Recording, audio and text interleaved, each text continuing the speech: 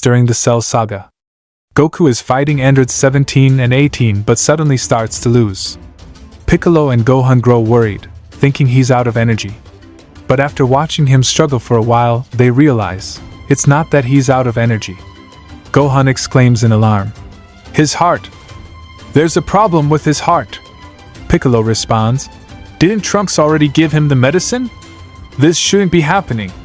Gohan replies, "Whatever it is, we can't let Father fight in that state."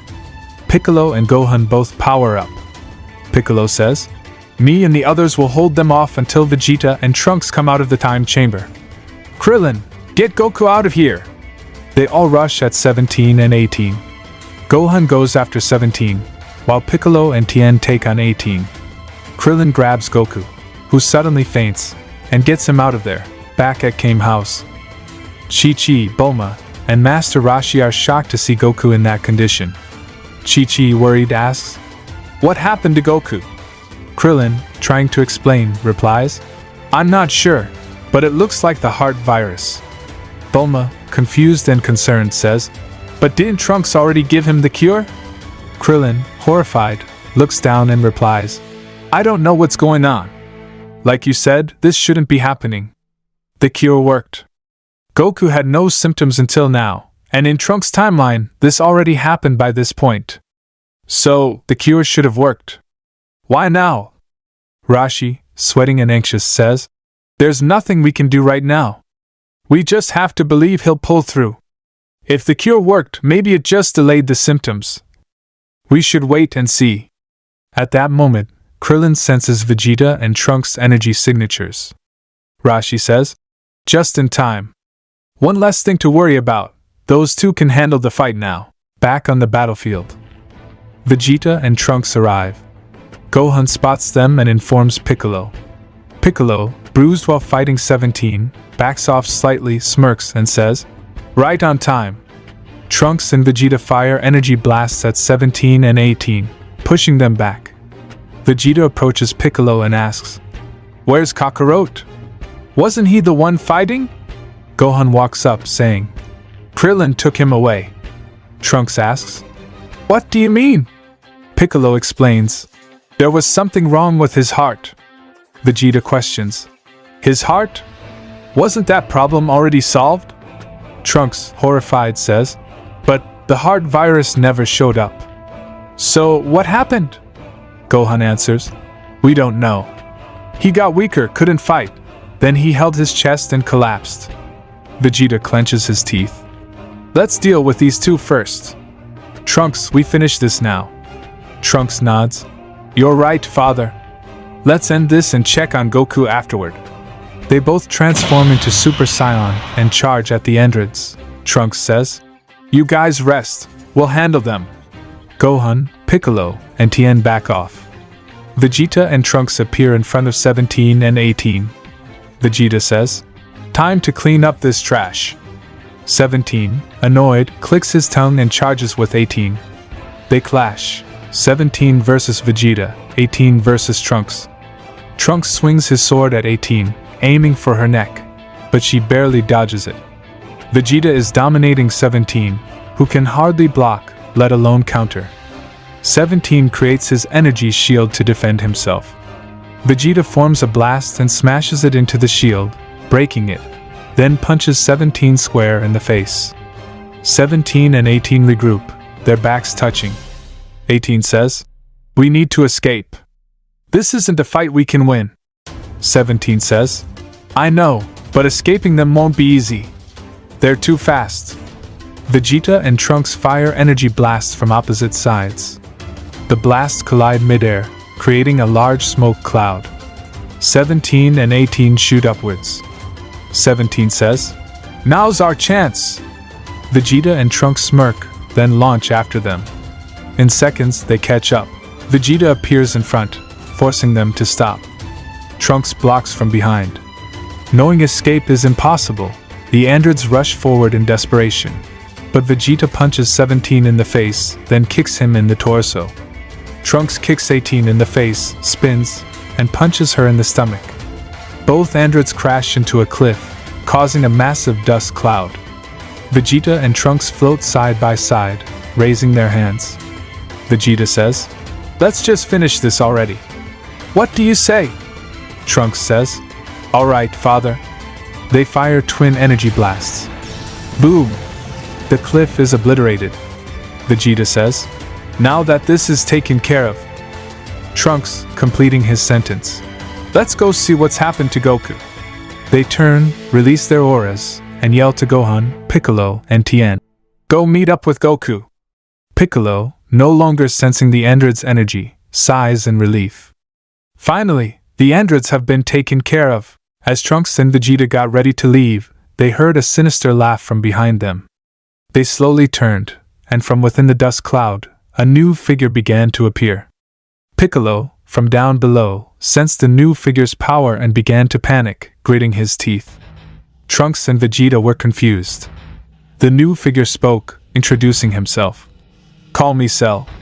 And I'd really like to thank you, Vegeta and Trunks. If it hadn't been for you weakening those two, I wouldn't have been able to absorb them." Trunks, confused and worried, asked, "What do you mean, absorb?" While Vegeta added, "Where did you come from?" Cell answered them both. "I am the greatest creation of Dr. Gero. And those two were always meant to be absorbed by me so I could reach this form of mine." Vegeta replied, "So you're just another android?" Cell chuckled.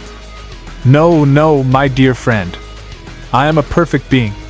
Don't lump me in with those half-assed meals." Without hesitation, Vegeta raised his hand and fired a blast at him. The explosion filled the air with smoke, but as it cleared, Cell stood there, unfazed. "I don't think that's how you're supposed to treat someone who just thanked you," he said mockingly. "But I'll take it." Vegeta and Trunks, shocked that he was unharmed, instinctively backed away. Piccolo and Gohan, sensing the gravity of the situation, powered up and rushed to the battlefield to assist. Arriving beside them, Vegeta growled, "Just get the hell out of here. You guys won't be any help." Trunks added, "Father's right. He's way stronger than those androids." Cell scoffed, "I think I already told you not to compare me with those androids, but oh well. Let's get the fun started already." Vegeta shouted, "Beware! He's coming!" Both he and Trunks crossed their arms, blocking Cell's punch, but were thrown several meters back from the impact. Cell immediately kicked both Piccolo and Gohan in the face and mocked, "You should listen to what the stronger ones say." Vegeta and Trunks quickly regained their footing and charged at Cell. Vegeta launched a punch. Cell casually tilted his head to the side and dodged it. Trunks followed up with a sword swing, but Cell jumped, now inverted mid-air. Vegeta threw more punches. Cell caught one with ease. Trunks slashed again, but Cell used Vegeta's arm like a springboard, launching himself higher into the air. Smirking, Cell said, "Not very nice of you two to gang up on a child who was born just a few days ago. But can you go faster?" Before he could finish, he was struck hard in the back. He crashed into the ground below. Vegeta and Trunks followed the trajectory of the falling Cell, dumbfounded. They looked back, and saw Gohan, glowing in his Super Saiyan form, standing with a serious expression. Vegeta and Trunks glanced at each other, smirked, and said, "Nice one, kid." Cell stood up, now visibly angry. "I was trying to be nice, going easy on you all. But it seems like you don't want to live very long. So be it." Cell released his aura, his power rising drastically. In the blink of an eye, he appeared in front of Vegeta and Trunks. They barely reacted in time. Vegeta formed a blast, and Trunks swung his sword. "Too slow," Cell muttered, grabbing their faces and slamming them both into the ground. Then he appeared before Gohan. Gohan tried to make some distance, but Cell punched him in the gut. Gohan coughed up blood. Trunks rushed in with his sword, but Cell grabbed it and snapped it in half. Shocked, Trunks leapt back. Vegeta shouted, "Take this, you bastard!" and fired a final flash. Trunks launched a blast at the ground behind Cell, creating a massive explosion. In that instant, Trunks threw Gohan out of the blast radius without harming him. The wave of energy burst into the sky, shaking the very atmosphere. As the smoke cleared, Vegeta stood there, breathing heavily. "Serves him right," he muttered. The devastation was visible on the ground. Then, Cell's voice came from behind Vegeta. "Serves who right?" Vegeta, eyes wide in shock, leapt away to gain distance. "He dodged it?" "No, I didn't," Cell answered. "I blocked it." He pointed to the damage on his wings. "See? I did take damage." Trunks' jaw dropped, whispered to himself. Father fired such an attack, and that's all the damage he took. Pissed off, Vegeta rushed again. He launched a punch. Cell dodged, but was kicked in the leg, causing him to stumble. Cell used his hand to propel himself back and landed upright. But before he could recover fully, Vegeta appeared before him with a blast in hand. Cell bent backward to dodge, but Vegeta smirked. "I knew you'd do that," and launched a kick that slammed Cell into the ground, half burying him. "Might as well finish this," Vegeta said, jumping into the air and firing the blast downward. But before the blast connected, Cell appeared right in front of him. "This is over," he said coldly, and with a punch to the neck, knocked Vegeta unconscious. Trunks yelled, "Father!" and rushed in, but Cell appeared before him. "Don't worry, you're next," and did the same to Trunks. Gohan charged in and struck Cell hard in the head, momentarily blanking out his pupils. But Cell, furious, shouted, "This damned brat!" and with a spinning roundhouse kick to Gohan's shoulder, sent him crashing to the ground, unconscious. Cell raised his hand to the sky, forming a large energy ball. Tien, charging up his most powerful ki wave, launched it with a roar. But Cell's own beam was sharper and more powerful, cutting through Tien's wave and piercing his torso. Just then, a special beam cannon tore through Cell's torso, leaving a smoking hole in him. He fell to the ground, blood spilling, life fading. Piccolo sighed in relief. "Finally, it's done!" But a dying Cell appeared before him, his tail still intact. The tail opened and wrapped around Piccolo. "Just get devoured!" Cell growled, bleeding. He absorbed Piccolo, and then regenerated his body, sighing in annoyance. "That green man almost killed me!" He turned to see Gohan unconscious. He grabbed him by the neck. "This brat has been quite annoying." He looked around the battlefield. "Goku doesn't seem to be here." Then he smirked. "Well then, maybe I should go visit him myself." Krillin and Rashi panicked and said, "Everyone has been defeated." Chi-Chi and Bulma were shocked and worried. Rashi told them to stay inside and went out with Krillin to stand guard, while suppressing their ki. But suddenly, Chi-Chi and Bulma heard an explosion outside, and the gate opened. Goku woke up from the sound of the explosion, and Cell came in dragging Gohan while holding him by the throat. Krillin and Rashi were incapacitated outside. Goku, while struggling, got up. Chi-Chi cried out while seeing her son like that and tried to attack Cell, but Goku stopped her and told Bulma to get out of there with her. Goku, while struggling even to stand, took a fighting stance and launched an energy blast at Cell, but Cell just punched it to the side, destroying the wall of the house. Goku, partially transforming into his Super Saiyan form, rushed at Cell but was punched in the guts. Goku puked out blood, thinking his speed, it's abnormal. Goku grabbed Cell's hand while enduring the pain and blasted it with an energy blast while holding it. A huge explosion occurred, destroying the house completely. Chi-Chi and Bulma were outside. Chi-Chi didn't want to leave but realized that would be for the best, as she would be just a hindrance in this battle. The house came crumbling down and Goku came out of it, his yellow Super Saiyan aura around him. Looking back at the two, saying, "Just get out of here." As they both got ready to leave, Cell suddenly appeared in front of Goku and punched him again in the guts, then kicked him in the face, sending him to the side. The blow so heavy it made Goku power down. Now, Goku wasn't able to move even a single muscle. Cell, looking at Goku, said, "Pathetic. To think I was born to kill someone as weak as you. Your son was many times stronger than you." Goku, looking at the situation and knowing how all of his friends were defeated, was annoyed. But then Cell gave out a sinister smirk, saying, Instead of killing you, why not watch you fall into despair? Goku, as if knowing what he meant, was shocked and tried to say something, but Cell fired off an energy blast at Chi-Chi and Bulma who were escaping. Goku tried to fire off his own energy blast to stop it, but it was no use. Chi-Chi and Bulma were heavily injured. Cell kicked Bulma in the face, instantly killing her there.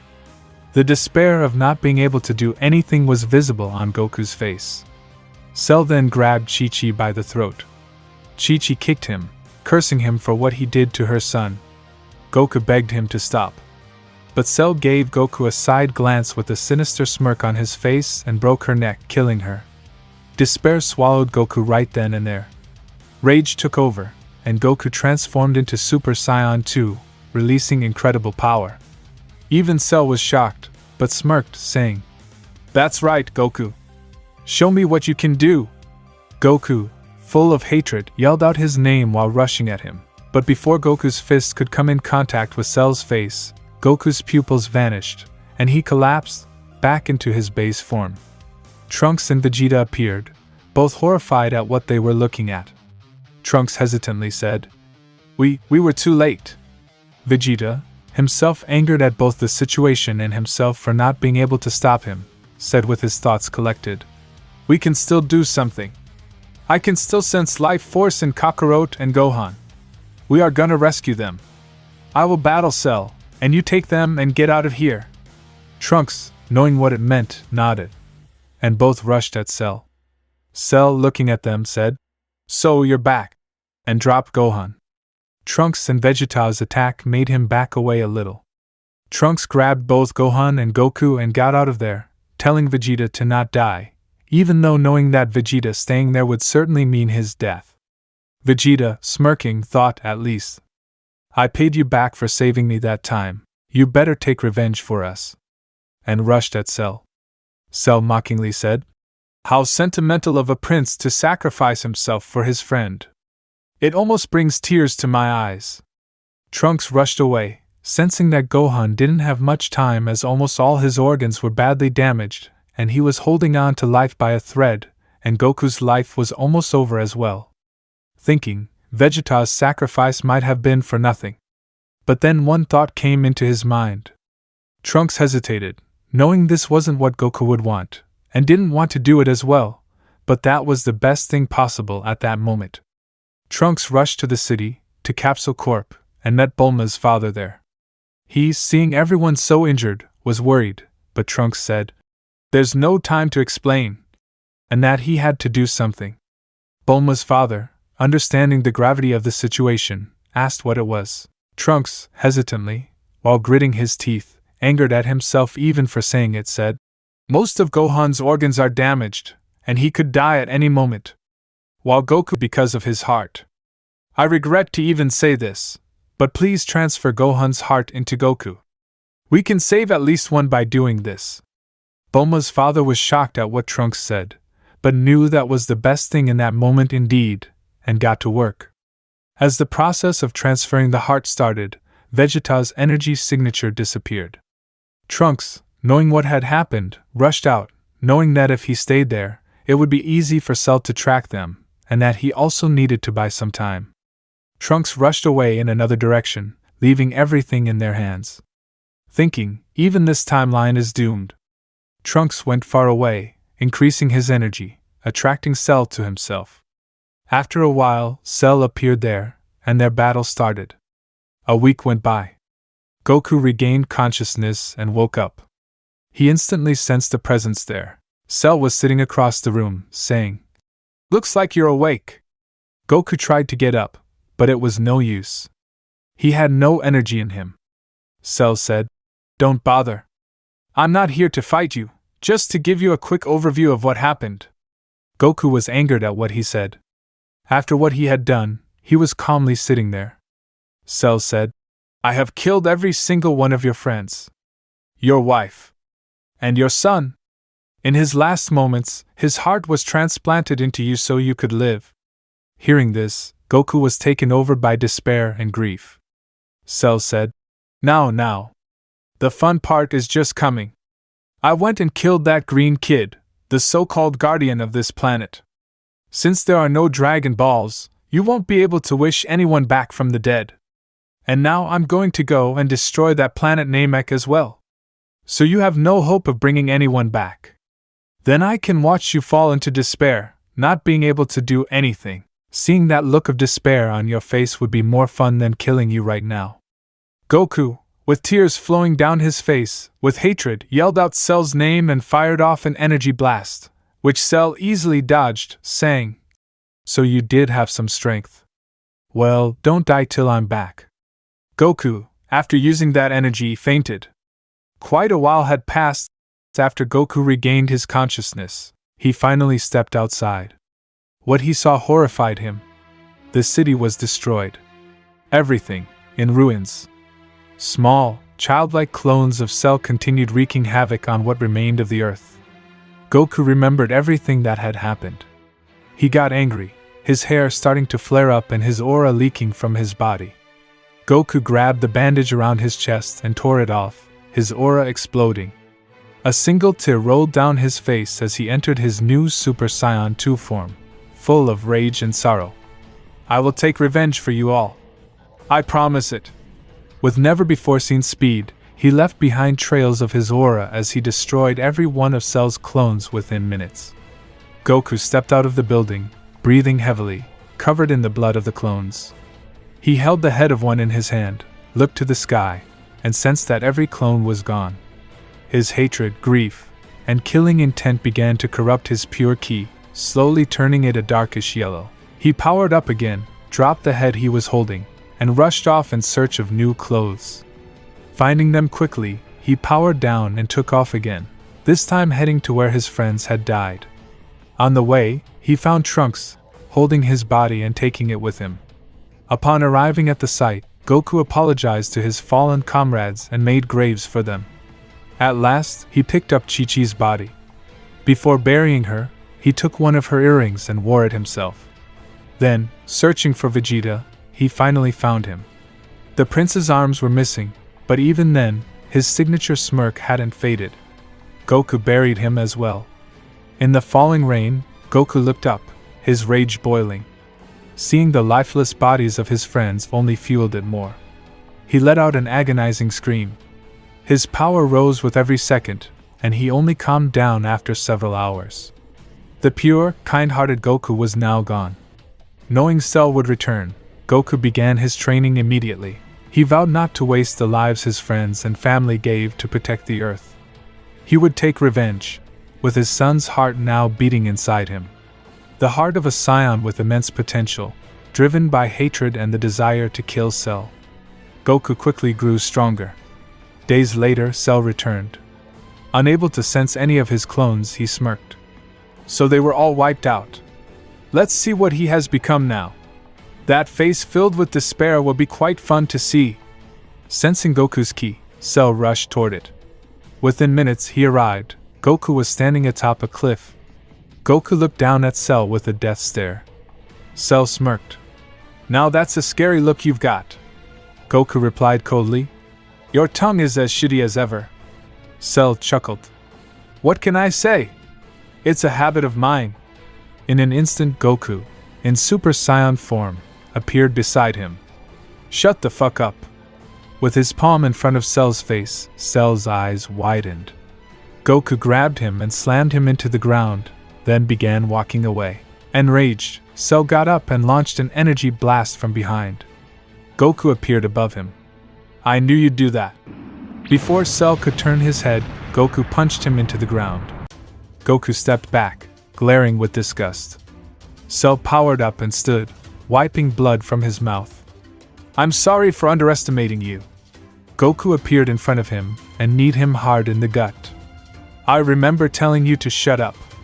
He punched Cell in the face, sending him flying through trees.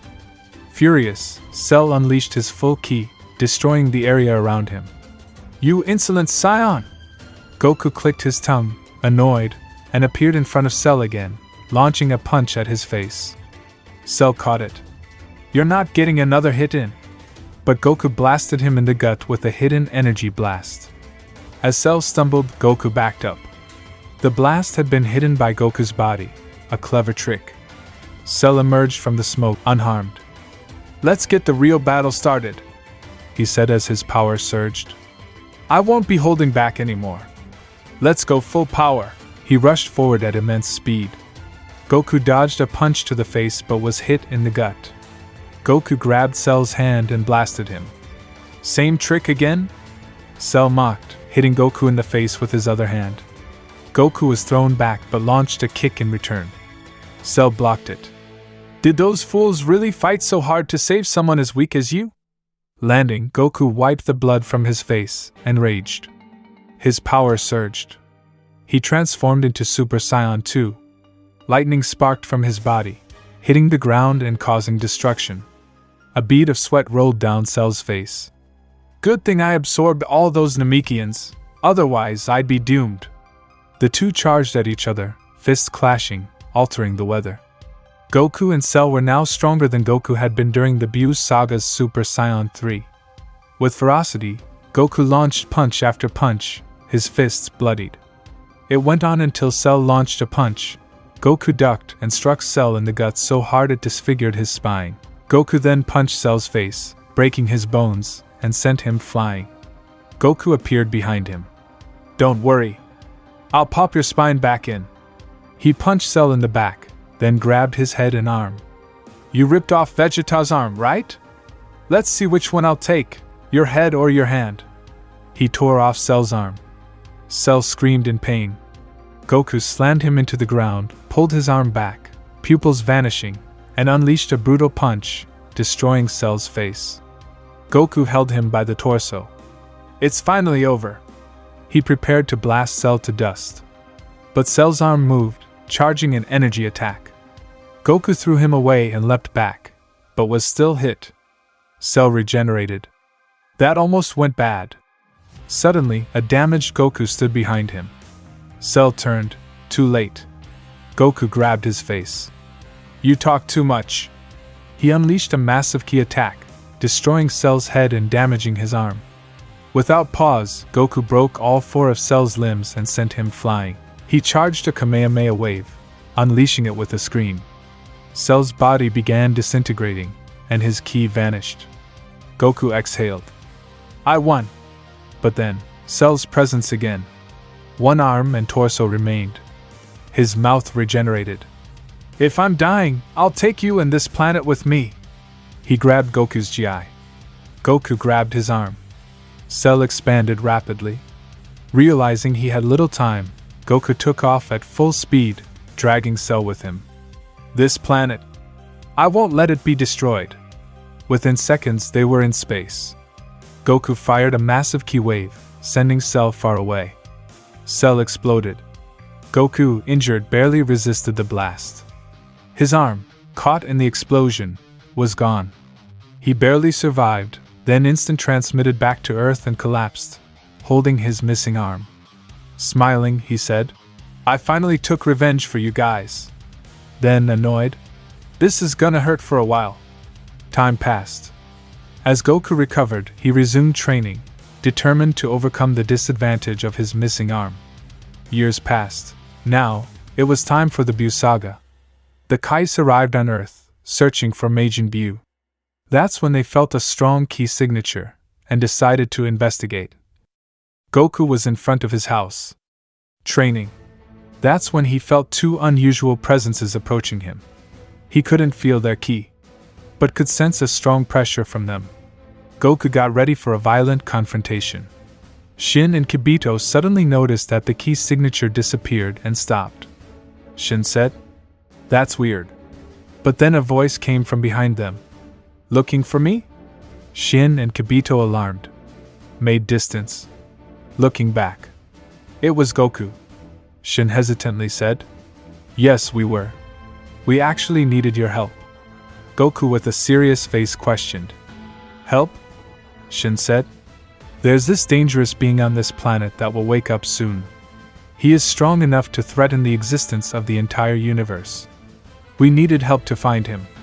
Goku said. "Threaten existence, you say?" Goku aura started to leak out of him from rage, remembering the time from Cell again. Shin said, But looking at your condition, you might not be able to help. Sorry for bothering you, Goku said. If it's about my missing arm, it doesn't matter. Let's get to work right away. Shin, cautioned and scared of Goku, was out of his wits, replying, Pardon? Oh yes. Let's get to it. Goku started to look for key signatures and found quite a few powerful ones. But the ones which stand out the most were an evil key similar to demons, and one similar to Freiza. Goku questioned. The one like Freiza bothers me the most. Goku told them to grab onto him, then they all teleported right inside the Majin base. Shin said, This is it. I can feel Majin Buu energy from here. Goku said, Good. But let's take care of him first. The energy Goku was releasing made the guy in front of him paralyzed from fear. Goku just fired an energy blast to end his life. Before Goku, Shin and Kibito could advance further, Dabura appeared there, asking them how they got in, but then Goku giving appeared behind him in Super Saiyan form. Smirking, Aren't you a peculiar one? Dabura swung his arm back to hit Goku, but Goku disappeared, and many after images of him appeared all around that place. Dabura spat at one, and it just phased through the after image. Goku slapped Dabura, saying, Mind your manners. It isn't good to spit on someone. Then Goku noticed the ground there started to turn to stone. Goku narrowed his eyes, saying that's quite a troublesome ability. Goku looked at Dabura and spoke, I will make it painless, and tapped into his Super Saiyan 2 and punched Dabura in the face, completely destroying his head, ending his life. Shin and Kibito were scared seeing that. Goku looked at them and said, Let's get going now. Goku looked down and stomped on the ground, breaking it, dropping down. That's when Babidi interfered. Noticing that Goku had negative emotions inside him, started using them to take control of Goku. Goku grabbed his head, angered, said, That piece of shit. If that's how you want to play, let's do it. Goku transformed into Super Saiyan 2 and yelled at the two to get back out. Both listened and got above that floor. Goku charged up and fired a massive ki wave. Everything that was in its way was destroyed. Babidi was killed by the wave. Goku breathed a sigh of relief, saying, Finally, that bug is gone. It was quite annoying. Goku looked up and told them to head in as the path was clear. But they were just sweating from witnessing Goku's power. And what shocked them even more was a hint of evil energy from that attack just now. Goku then shocked looked below, yelling to get out, and rushed out himself. Kibito and Shin followed behind him, and all three of them stayed high up in the sky, looking at the entrance from where they got out. A pink creature stepped out. Buu was already in his super form. The energy that was released from Cell and Goku fight all those years ago increased his incubation progress. And the enormous amount of energy just released by Goku completed the incubation of Buu and even made him evolve. Goku, clenching his fist, said, Now I understand why you guys were afraid of that thing waking up. Shin, hesitantly scared, said, It's over now. We can't stop him. Goku said, Don't include me with you both. Buu, seeing them, fired an energy blast at them, but Goku punched it back at him, and the energy blast exploded. Out of the smoke, Buu came rushing. Goku said, Stay behind me. Buu arm extended, and he launched a punch. Goku was shocked at that. What the hell is that thing? And blocked the punch. Goku made a ki blade and sliced of his extended arms, saying, Let's see you extend your legs now. The cut-off arm moved lifeless behind them, and when Shin and Kibito were paying attention to Buu, Buu smirked, and the sliced of parts expanded and a shadow appeared over Shin and Kibito. Goku noticed the sudden change and yelled at them to move, firing energy blasts at those parts. But a hole appeared between them, and the energy blast passed right through, and it covered Shin and Kibito. Goku charged up a ki wave, but stopped, knowing it would kill them as well. Goku rushed with his ki blade and started slicing off Buu's parts to free them, but Buu launched an energy blast at him. Goku had to stop and defend himself. Those parts got smaller and moved towards Buu, eventually getting absorbed. Goku dissipated the smoke from explosion and saw Buu's power rise up, understanding what had happened, saying, "So that's what it is. He is like an advanced version of Cell. At least he doesn't yap. Looks like this is going to be difficult." Buu, seeing Goku, smirked. Goku said, "For some reason that smirk is ticking me off. Anyway, this form won't help much." Goku took a deep breath and then let out a blood-curdling scream. Transforming into Super Saiyan 3, the pressure was so much it started to cause tremors all around the earth.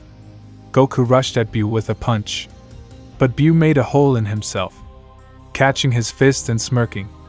Goku made a key blade and moved his arm up, slicing Buu easily. Goku then kicked Buu away and fired an energy wave at him, completely destroying his torso. But Buu regenerated easily and pointed behind Goku. Goku looked back, and many of his pieces attached to Goku. Goku increased his power to shake them off from sheer pressure, but it was no use. Goku was now just turned into a small piece of Buu, getting absorbed. Goku was now inside Buu's body. Goku said, "So, this is how it is inside. Those two must be somewhere here." Then suddenly his feet started to sink into the ground. Goku powered up and flew upward. Majin Buu's face appeared from many places and multiple copies of him appeared. Goku smirked nervously and spoke. "Looks like I am going to have some trouble here." All of them attacked Goku. Goku with his one arm defended himself against every clone. Goku's eyes moved at an insane speed, looking at each of their moment, dodging each of their attacks perfectly. Goku started hitting them at the face while dodging, destroying them. Soon only one was left, and Goku fired an energy blast, destroying it. Goku noticed the area moving again, thinking, "More of them?" But then the land itself formed many large hands and crushed Goku within it. A large key blade came out, slicing all the hands away. Goku thought, "Let's just destroy this place completely. Majin Buu, I will destroy you from inside out." Goku charged up a key wave and fired it. Many hands approached him from behind, but they were destroyed from the sheer pressure and energy the wave was emitting. After the wave was finished, the destroyed area recovered itself. Goku, annoyed, clicked his tongue, saying, "It's no use." Many clones of Buu formed. Smirking, Goku took his fighting stance.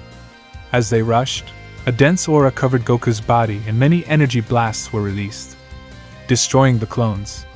Goku then rushed out of there, thinking, "Fighting right now is pointless. I need to find those two first." As Goku moved at an insane speed, the land started to move and many pillars formed in his way to stop him. Goku skillfully, without slowing down, maneuvered through them. Suddenly a wall formed in front of Goku. Goku stopped before touching it. A pillar formed behind Goku, coming towards him. Goku made his ki blade and sliced it in half. From between it another formed and hit Goku hard in the guts, making him crash into the wall. The wall quickly covered Goku from all sides, making him unable to move, absorbing ki energy from him, soon making him fall unconscious. Outside, Buu felt a sudden rush of power and released his new power like an explosion. A large crater was formed where he was standing. Buu then sensed life signatures that were in city and smirked, rushing towards it. But suddenly, midway, he started to feel weird. Goku inside Buu's cocoon was unconscious. He was having a nightmare. A scene of when he saw everyone dead. Goku rage boiled up. And slowly, Buu started to scream. Goku came out to be stronger than Buu, and Buu's body started to change. Soon, it was Goku who was in control. Goku opened his eyes and saw that he was out of Buu's body. But something felt different. Goku was shocked. He looked at his right arm and saw it was back. Goku could feel not just that. His ki also felt different. He transformed into Super Saiyan, and its color was rose-like. Not just its color. Its property was unlike any other. Goku had now achieved God Ki cause of Buu absorbing the Kais and Goku now having control of Buu's body. Goku said, "This is weird. And this power is unimaginable. It's like I am my full power of Super Saiyan 2. A blessing in disguise indeed. Somehow, I took control of that guy's body and can now use all his abilities. But what happened to his consciousness?" Goku closed his eyes and looked within him. Noticing his real body along with the two Kais Buu and a fat being was inside cocoon-like things. Goku said, "Oh well. I don't know how to release them, but at least they are not dead. Let's check how far I can take my power." Goku power up to the max of his Super Saiyan form, and it was like he had tapped into his Super Saiyan 3. Goku said, "Well, the biggest gain was getting my arm back." And started punching in thin air, saying, "It feels good to have it back." Goku with enthusiasm said, "Now then, let's check other abilities. It's going to be quite fun." Goku arms stretched.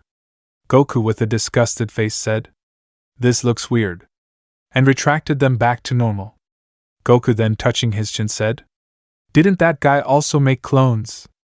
And remembered them coming out of Buu's body when he was inside him. Goku tried it, and released a pinkish blob from himself and turned it into a clone. Both said, "This isn't quite like a clone. More like I divided myself into two." Goku then said, "But the thought of absorbing others and using their power is a little." But then other one said, "However, the other two weren't nearly as strong. Same goes for that pink creature." Then Goku said, "You are right. Honestly, I would have defeated those two in my Super Saiyan form easily. And for that pink creature, if not for getting caught in that ability of his, Super Saiyan 3 was just an overkill." The other Goku said, "Then is it this weird type of ki?" Goku said, "Could be." The other one said, "Maybe this power is ours. It's just that it was amplified by receiving that new type of ki." Goku said, "Then let's try to cut of the energy source and try again." The other one asked, "Is that possible?" Goku said, "I don't know. But won't hurt, try it." And closed his eyes. And after a while Goku stopped the ki energy flowing from all three of them, and opened his eyes. The other Goku amazed said, "It really worked." Goku power dropped just a little. Goku said, "I did get weaker. But not significantly. I left the connection with that Buu creature." Other Goku said, "Was a good choice. We don't know what might happen if we do. So how about we test the difference?" Goku smirked and took a fighting stance. The other one said, "Since I still am connected to their power, it will be a good comparison to test the difference to you who has stopped their flow of power." Both of them clashed, their fists coming in contact, releasing a shockwave, blowing away all the dust that was under them. Then the ground shattered as an aftershock. Goku said, "Well, there is a slight difference, but not much." The other one said, "Isn't that something to be glad?" Goku said, "It is. So, shall we continue?" The other one said, "Is that something to even ask about?" Their fists started to clash with crazy speed and force, generating many shockwaves. Both of them at the clash of their kick transformed into Super Saiyan. Goku now was easily pushed back. Other Goku said, "Now the difference is quite huge." Goku, who was thrown back, got up and spoke. "That's quite right. Not just that. The color in our forms is also different." The new Goku was in Super Saiyan Rose, while the color of Goku's Super Saiyan was like that of Buu's aura. Other one said, "I can feel the normal kind of ki from you, while mine is different." Goku said, "Now that you say it, I can't sense you ki." The other one was confused. Goku said, "I think it's the type of ki that making that difference." The other one said, "Why not try accessing it yourself?" Goku said, "I do remember the sensation, but it feels like it will take quite a while." The other one said, "Then looks like we should head there." Goku, knowing exactly what he meant, said, "Let's get going then," and transformed into Super Saiyan 2. and both left at high speed. After reaching at Kami's lookout, both said, "This brings back memories." The other one then said, "Let's go." Goku told him to hold up and released the clone, much weaker one this time, saying, "I am getting quite good at it," and both headed inside. The new clone saying, "Take your time, I will take care while you guys are gone." The new clone powered up, heading away from the lookout to a deserted location, saying, "Though I gotta look after the planet. Can't just sit around," and halved himself into two, both saying, "After dividing so much, we are quite weak. But oh well, at least we can spar," and started their own training. Inside the time chamber, both the Goku started their own training, and not long after, Goku tapped into the God Key himself, without needed to access the power of the Kais. They continued their training, having fun, and years passed by. Both the Gokus were training. That's when King Kai suddenly contacted him, saying, "Goku, this is urgent. You need to listen carefully." Goku questioned, "King Kai? It's been so long," King Kai said. "A god of destruction is heading your way. He is looking for someone known as Super Saiyan God." Goku questioned, "Super Saiyan God?" King Kai said, "I don't know much.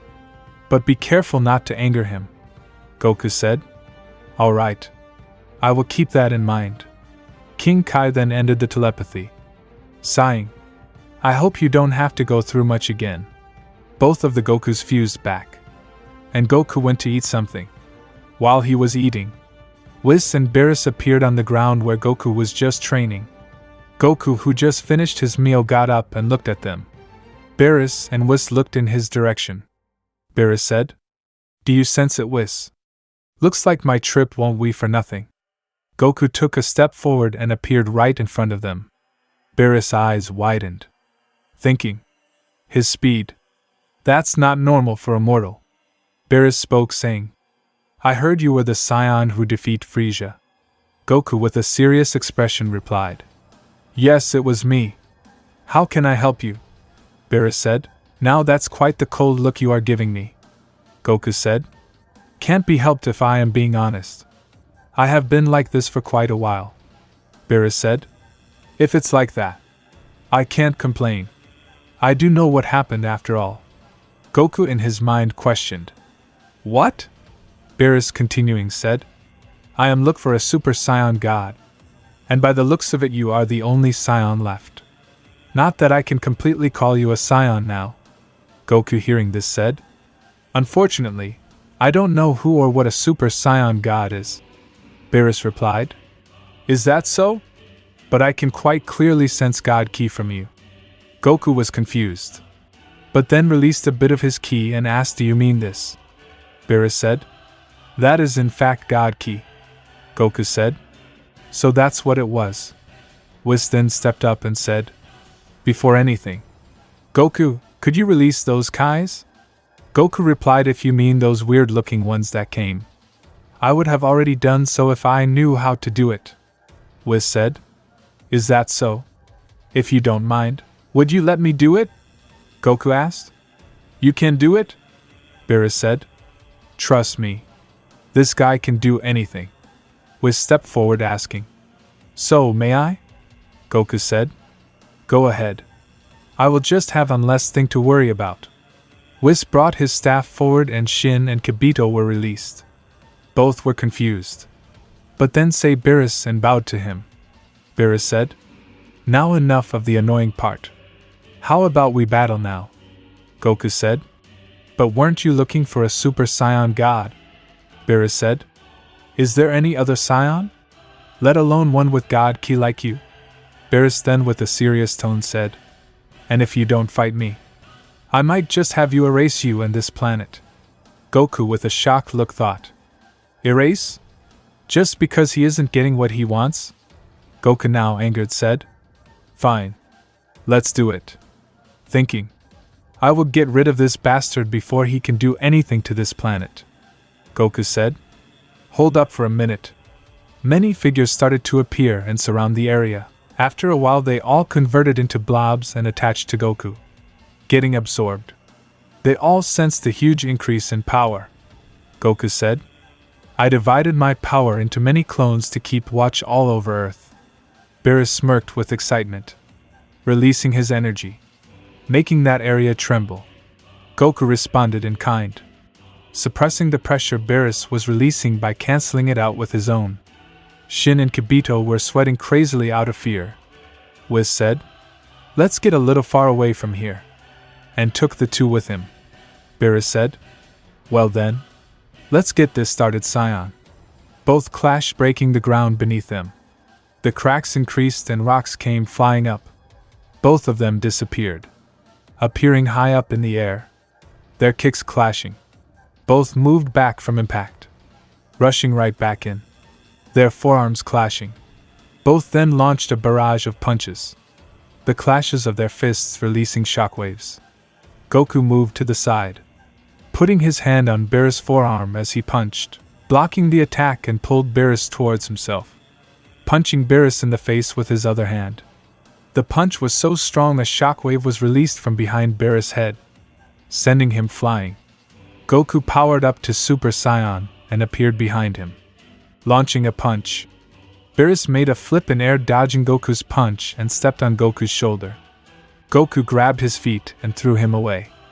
But as Beerus was going away, he launched a blast at Goku. Goku just moved his head and dodged it easily, and sent his own energy blast in response. Beerus gained control of his momentum, covered in dense purple aura. He just finger-flicked the blast and sent it right back at Goku.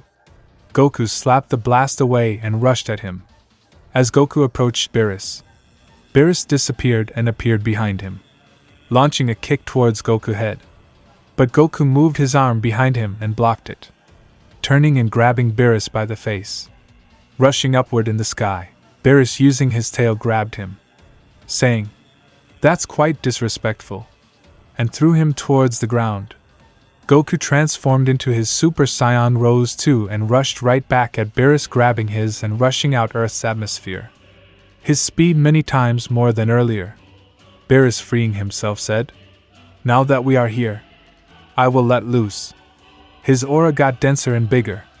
Goku, sensing the increase in power, powered up to full power of his Super Saiyan 2, rose. Both rushed, clashing blows hundreds of times in a single second. Both disappeared and backed away, the shockwave of their previous clash now reaching them. Beerus raised his hand and thousands of energy blasts appeared.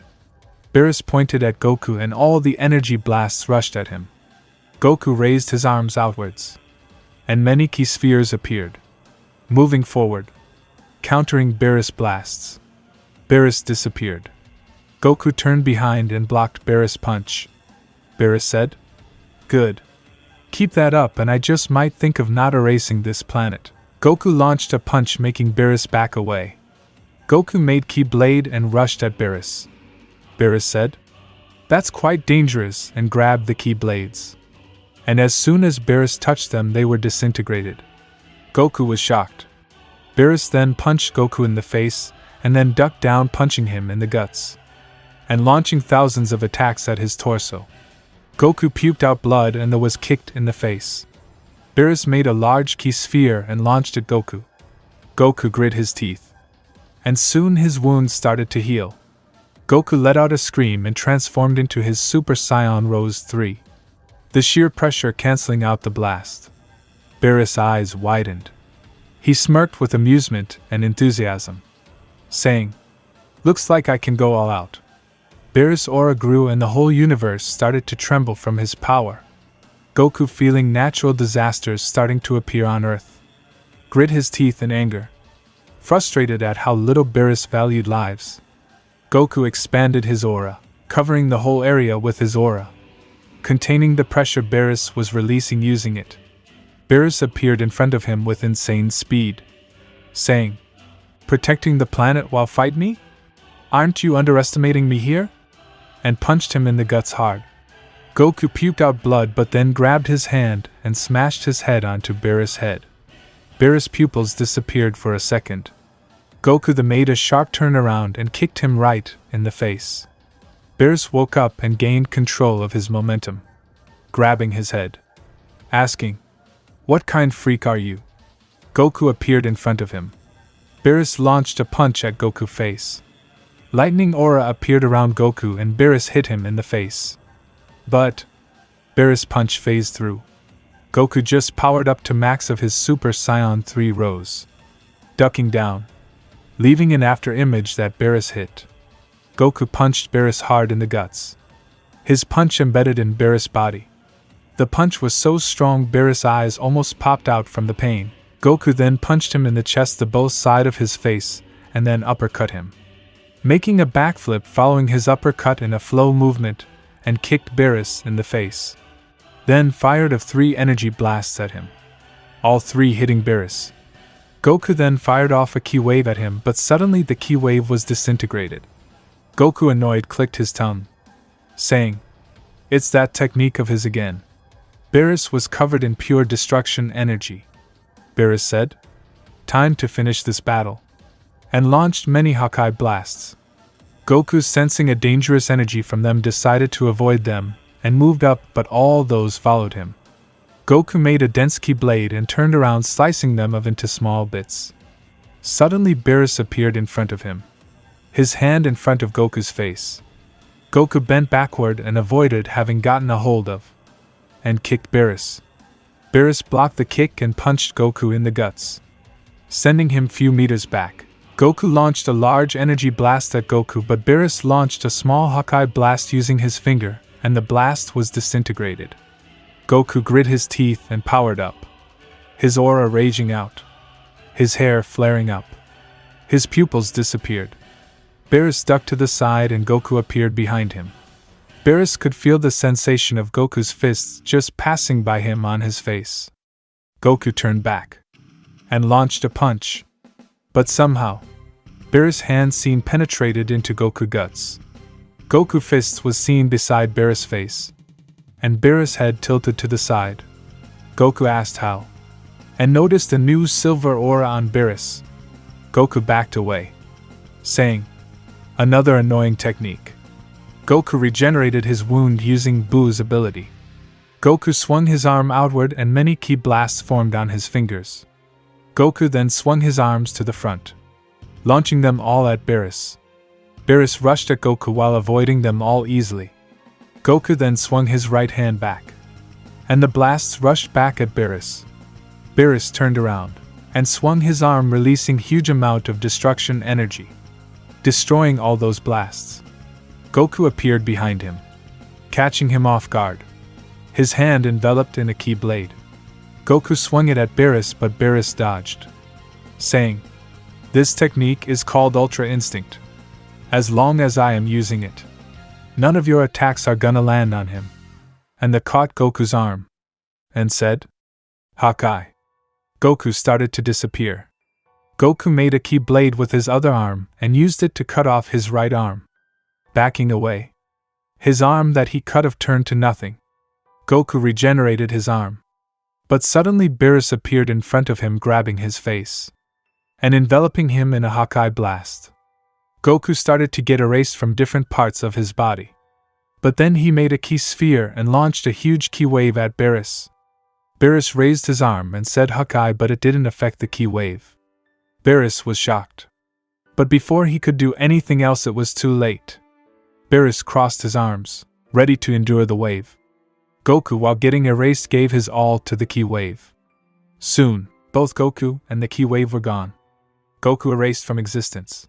And Beerus, he endured the whole wave, heavily injured. Beerus, angered, grit his teeth, saying, "That damn mortal," and made a large sun-like blast and launched it at the earth, and turned around, calling out to Whis. Whis, Shin and Kibito appeared. Beerus said, "Oh right. You were also here.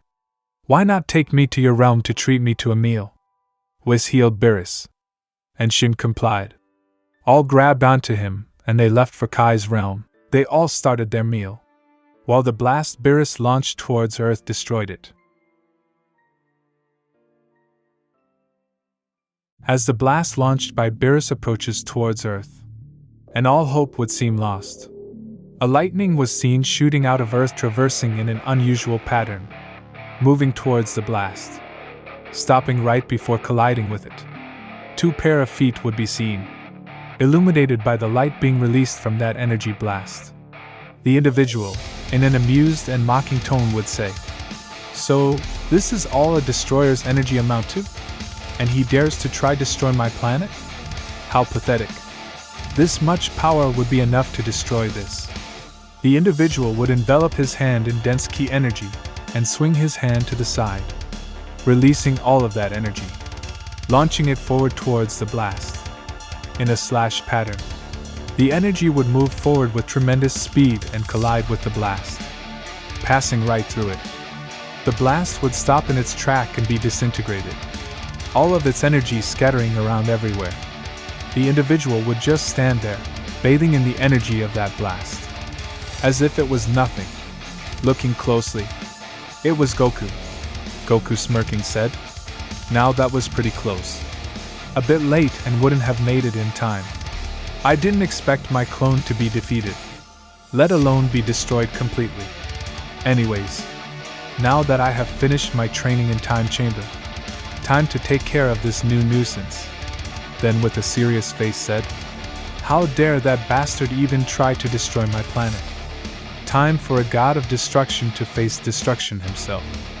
Anyone who treats life like something to be destroyed just for fun will have to pay a fair price." Goku, putting his hand on his forehead, said, "I should be able to trace key signature of those two, since they were within this body for a fair bit of time." Then widening his eyes suddenly, smirking, spoke, "Found it." Goku looked at Earth and said, "I almost forgot. 5% should do," and released a clone, saying, "Be right back." The clone said, "Leave this place to me," and Goku teleported away. The clone went back into Earth's atmosphere. Goku arrived at Kai's realm. A little far away from him, all 4, Beerus, Whis, Shin, and Kibito, were having a meal. All of them, sensing Goku, were shocked. Goku mockingly said, "Someone seems to be enjoying themselves after trying to destroy a planet." Beerus got up and, smirking, said, "Now what is this? I am quite sure I destroyed you completely." Goku replied, "Then maybe you got a head injury in that battle and what you are seeing is a ghost of mine." Beerus replied, saying, "Then this ghost seems to be way cockier than the original one." Goku then replied, "By the way, Beerus, wanna know what happened to those who came before you and threatened to destroy my planet?" Beerus, now a little annoyed, said, "Quite shameless of you to address a god just by his name." Goku said, "I can say the same. Quite shameless of you to treat life as nothing." Beerus said, "That's what my duty as a destroyer is. To destroy." Goku then, with a serious face, said, "Then I will show you what my duty is." Beerus said, "So you are here for a fight? Looks like mortals really don't learn. By the looks of it, you stopped the destruction of your planet. And what I destroyed was actually a clone of yours. You should have just stayed there instead of coming here. After I kill you here, I will go back to finish with dealing with that planet. And in case you have more of those pesky clones, I will destroy them, getting rid of you completely." Then Beerus, taking a fighting stance, said, "Come at me, mortal." But in that instant, Goku appeared right in front of him, his foot embedded in Beerus' guts. His speed so much Beerus couldn't even notice him moving, and force of that kick so great that Beerus' pupils disappeared from pain. Goku in that moment said, "Only time will tell who will get killed and destroyed. And I am quite confident it won't be me." Beerus was thrown far away from the impact. Beerus, barely gaining back the control of his momentum, looked in the way of Goku, but Goku suddenly appeared in front of him, smirking. Beerus' eyes widened at his insane speed. Goku mockingly asked, "Shocked?" and then punched him in the face, sent him few meters back from impact, appearing behind him with his arm pulled back to strike Beerus again, saying, "The clone you destroyed. That was just 10% of my base form." Beerus was shocked hearing this. He tried to turn behind, block the attack, but was too slow and was struck, being sent down, crashing on the ground. Goku then, sighing, said, "Even if it was just 10%, Losing that was a great loss. Beerus furious released his ki, powering up. All the dust cloud around him moved away from his power increase. Goku in his base ki release state appeared in front of Beerus with his fist right in front of his face, and spoke, "You are not the only one who can power up," and punched him hard in the face, making his go several meters back with his back against the ground, causing great deal of damage to the ground. Goku then came crashing on the ground with a kick. Beerus propelled himself backward with his hands, barely dodging it. The kick landed on the ground, breaking the area into many small rocks and causing cracks in a large area with the impact, saying, "The course this battle isn't gonna change." Beerus launched a punch towards Goku's face, but Goku easily caught it with one hand, pulling Beerus towards him, punching him in the face yet again. Beerus launched a kick while being sent away from the impact. Goku just tilted his head back a little and dodged the kick. Goku placed his hand on his forehead and appeared behind Beerus, putting his finger on Beerus' back and giving him a devastating 1-inch punch. It was like the impact disfigured Beerus' body, sending him flying upwards. Goku appeared high up in the sky, above Beerus, saying, "Either you go full power now or die right this instant," and with his arms stretched forward launched an energy wave. The wave completely covered Beerus, his figure disappearing inside the wave. As the wave ended, a smirk was seen on Goku's face. Beerus then spoke, angered, "You dare laugh while I am in my most powerful state?" Goku said, "I can't help myself." Then with a serious face said, "You dared to try and destroy my planet with such pathetic power." Beerus was taken aback. Far away Whis was seen with a stoic look on his face. Beerus rushed at Goku, but Goku attacked him with a round kick. Beerus caught his leg and used Hawkeye. Goku smirked and released a strong ki surge from his body, canceling out Hawkeye. Goku said, "That won't work on me." Goku transformed into Super Saiyan Rose and kicked Beerus in the gut, sending him few meters back. Beerus wasn't affected much by it.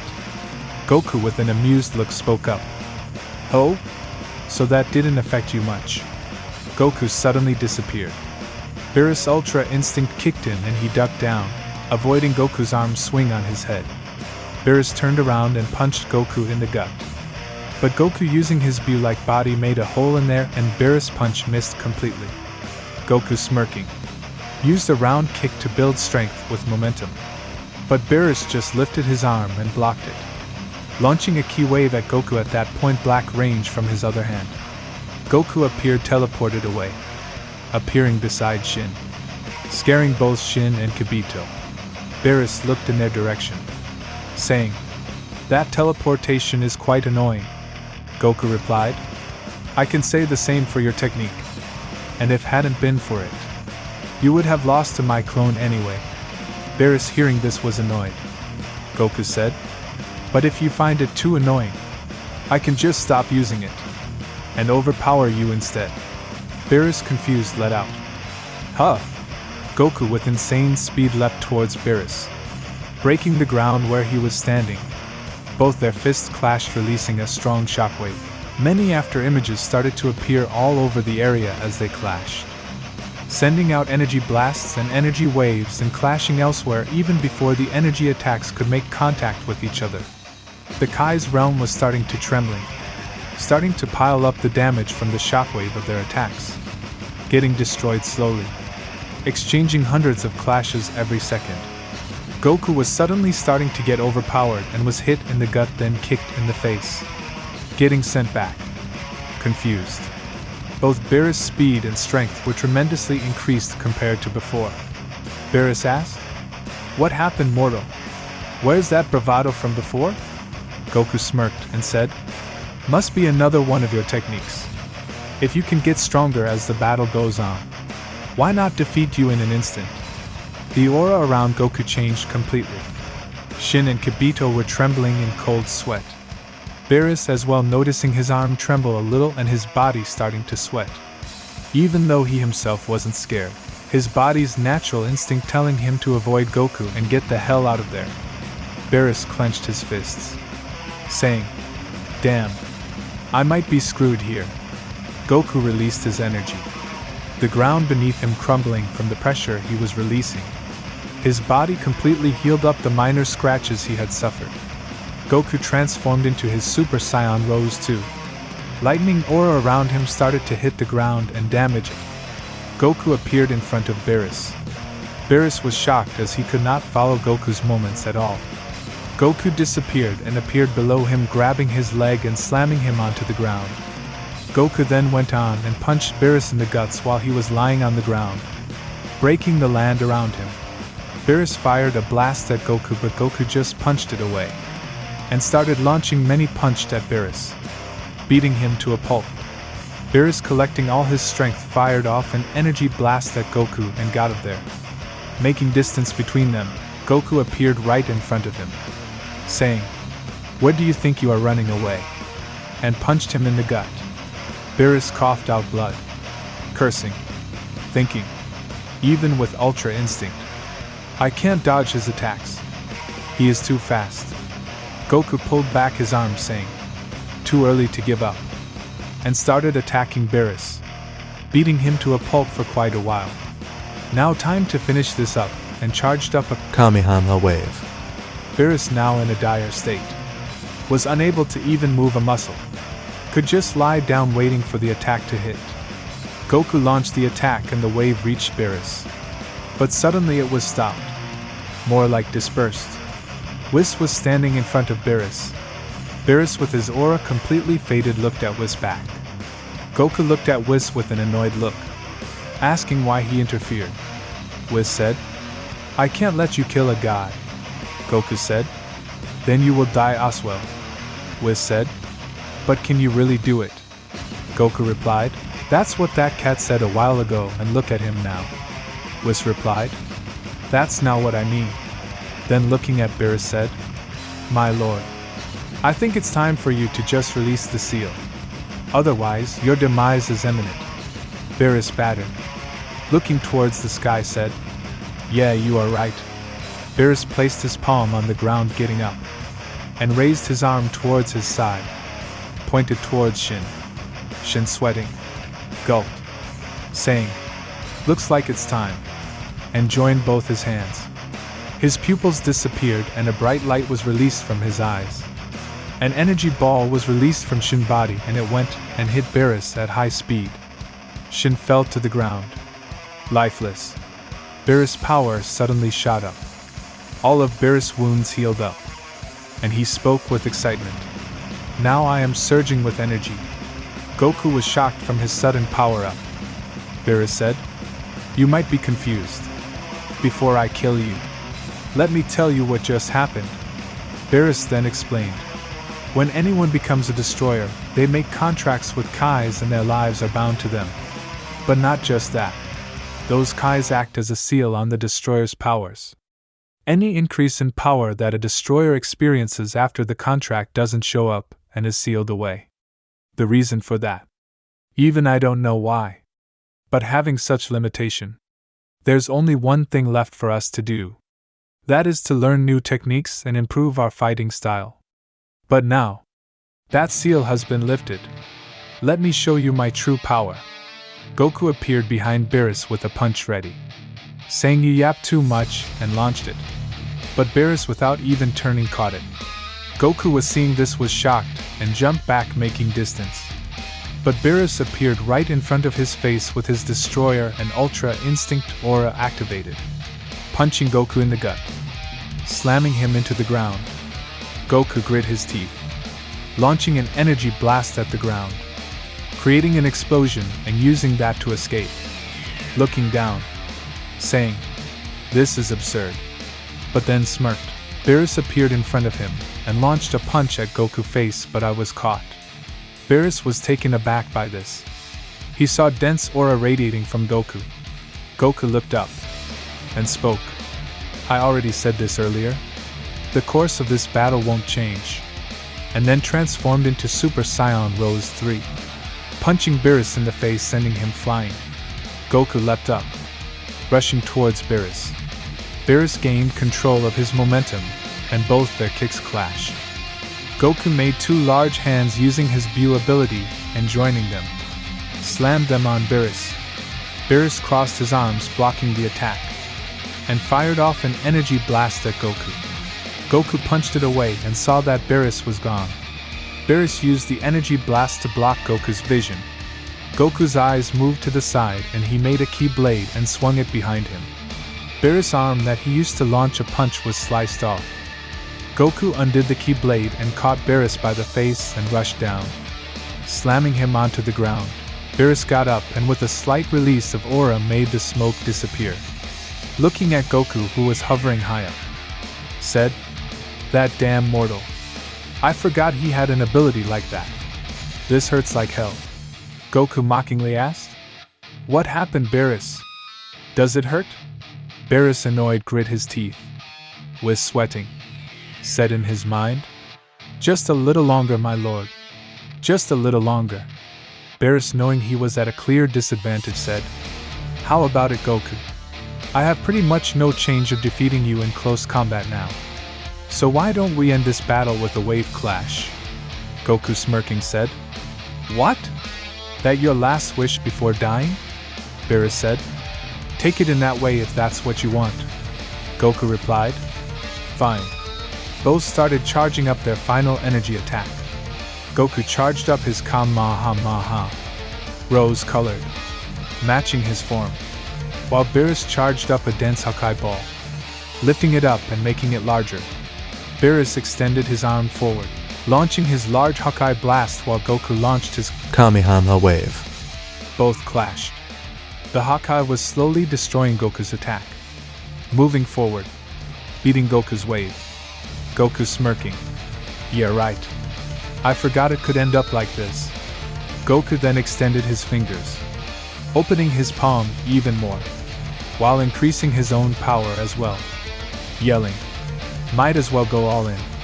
Lightning aura around his body became even stronger, extending far wide, landing at different locations and causing catastrophic damage.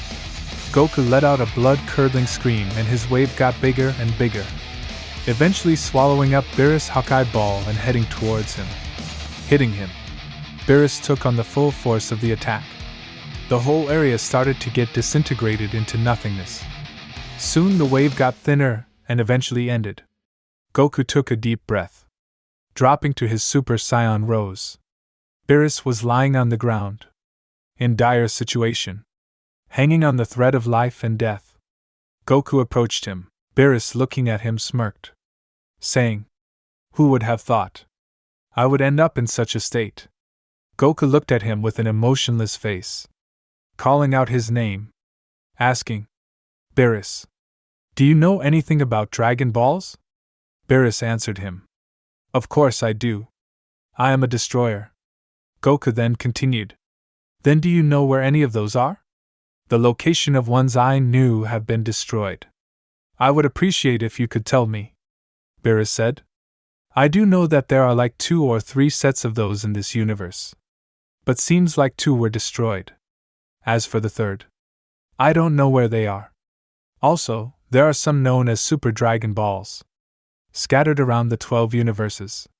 If you want to know anything more, ask that guy over there. He knows more about that stuff." Goku thanked him, telling, "I appreciate it. If you hadn't targeted my planet, or just would have been done with after defeating my clone, things wouldn't have come to this." Beerus smirked, saying, "What? Are you pitying me right now? As for the Dragon Ball, sure, you can get the intel, but I don't know if you will be able to find them." Goku asked. "What do you mean?" Beerus said. "Took you long enough." Goku felt a presence behind him and sharply turned around. A punch came right towards his face. Goku bent backwards and dodged it, but a kick came towards him from his side, and Goku caught it. Goku, using his other arm, grabbed the arm of the guy who launched a punch and kicked him in the gut, sending him flying upward, while jump kicking the one who launched a kick at him. Both of those gained control of their momentum, saying, "Now I see how you got beat up so bad. This mortal is quite strong." Beerus asked, "Where are the others?" Champa said, "They are on their way." Liquier said, It's quite surprising how you were defeated even after undoing your seal. But do not worry. 11 God of Destructions will be more than enough to take care of this multiversal level threat. Goku mockingly said, "How pathetic of you so-called gods to gang up on a mere mortal." Then thinking to himself, "I am low on energy, and if really 11 of those arrive, it's gonna be a huge problem. In my current state, fighting these two will be enough of a struggle. 11 is out of question. I need to get out of here. But how? While I am in this realm, I can't sense any key signature." Champa said, "That mortal seems to be scheming something." Liquier said, "Then why not just get the battle started? We won't give him time to think." Both rushed at Goku. Goku took his fighting stance. Champa came in with a punch. Goku said, "Is this really the level of a destroyer? I don't even need to use any strength. Just my martial arts skills will be enough." Goku ducked to the side, dodging, then grabbed Champa's hand and then his face and placed him between himself and the incoming fist of Liquier, making Liquier punch land on back of Champa's head. Goku then punched him in the face, making him crash into Liquier and getting thrown away along with him. Beerus, lying there, laughed at the situation, finding it amusing, even in that state, making fun of his brother, saying, "You should have exercised a little. That fat body seems to be holding you and Liquier back." Liquier, throwing away Champa, said, "Beerus is right. Go to gym, man. You are way too overweight." Champa was angered by this, replying to them, "Are we here to take care of that mortal or body shame me?" Goku was confused at how these guys were bickering. That's when an idea came into his mind. While Liquier and Champa were busy bickering, Goku instant transmission near Beerus, shocking him. But before he could say anything, Goku's hand became huge and turned into a pink-colored slime-like thing.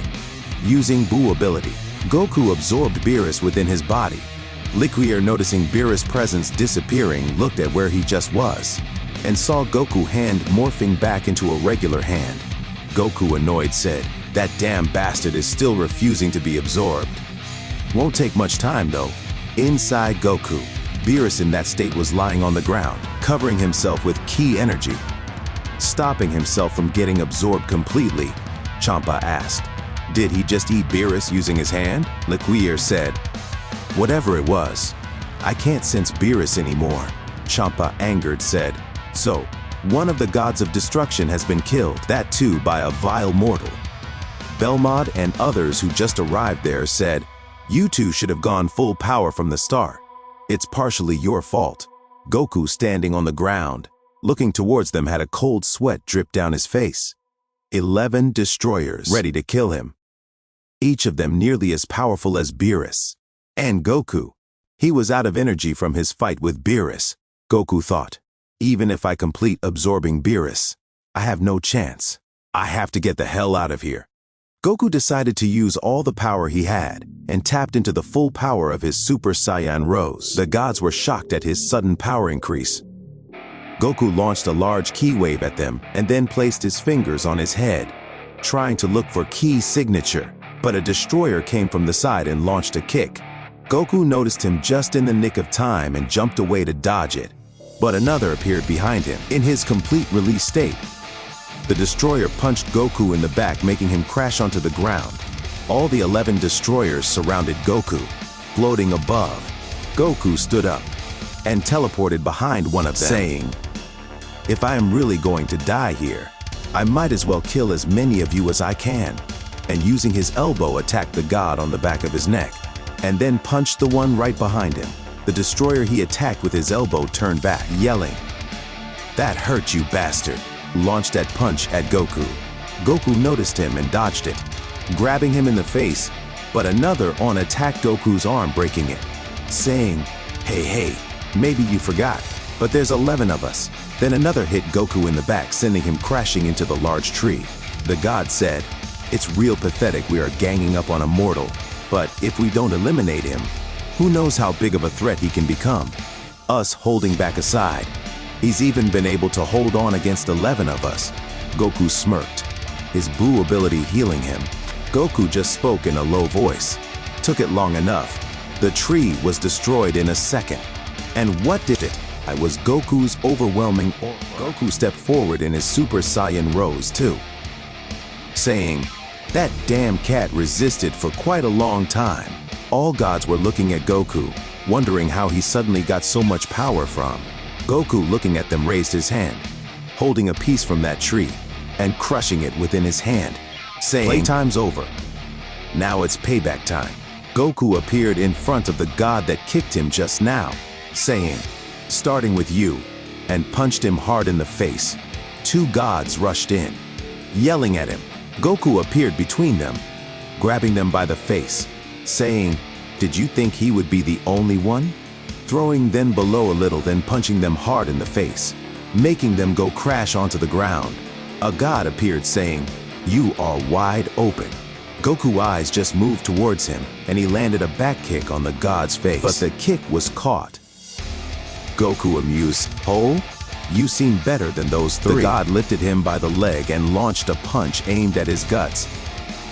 Goku crossed his arms and blocked the punch, getting thrown back from the attack. Another god appeared behind him, launching an attack. Goku, using his leg, blocked the attack, launching an attack with his other leg. But the god blocked it.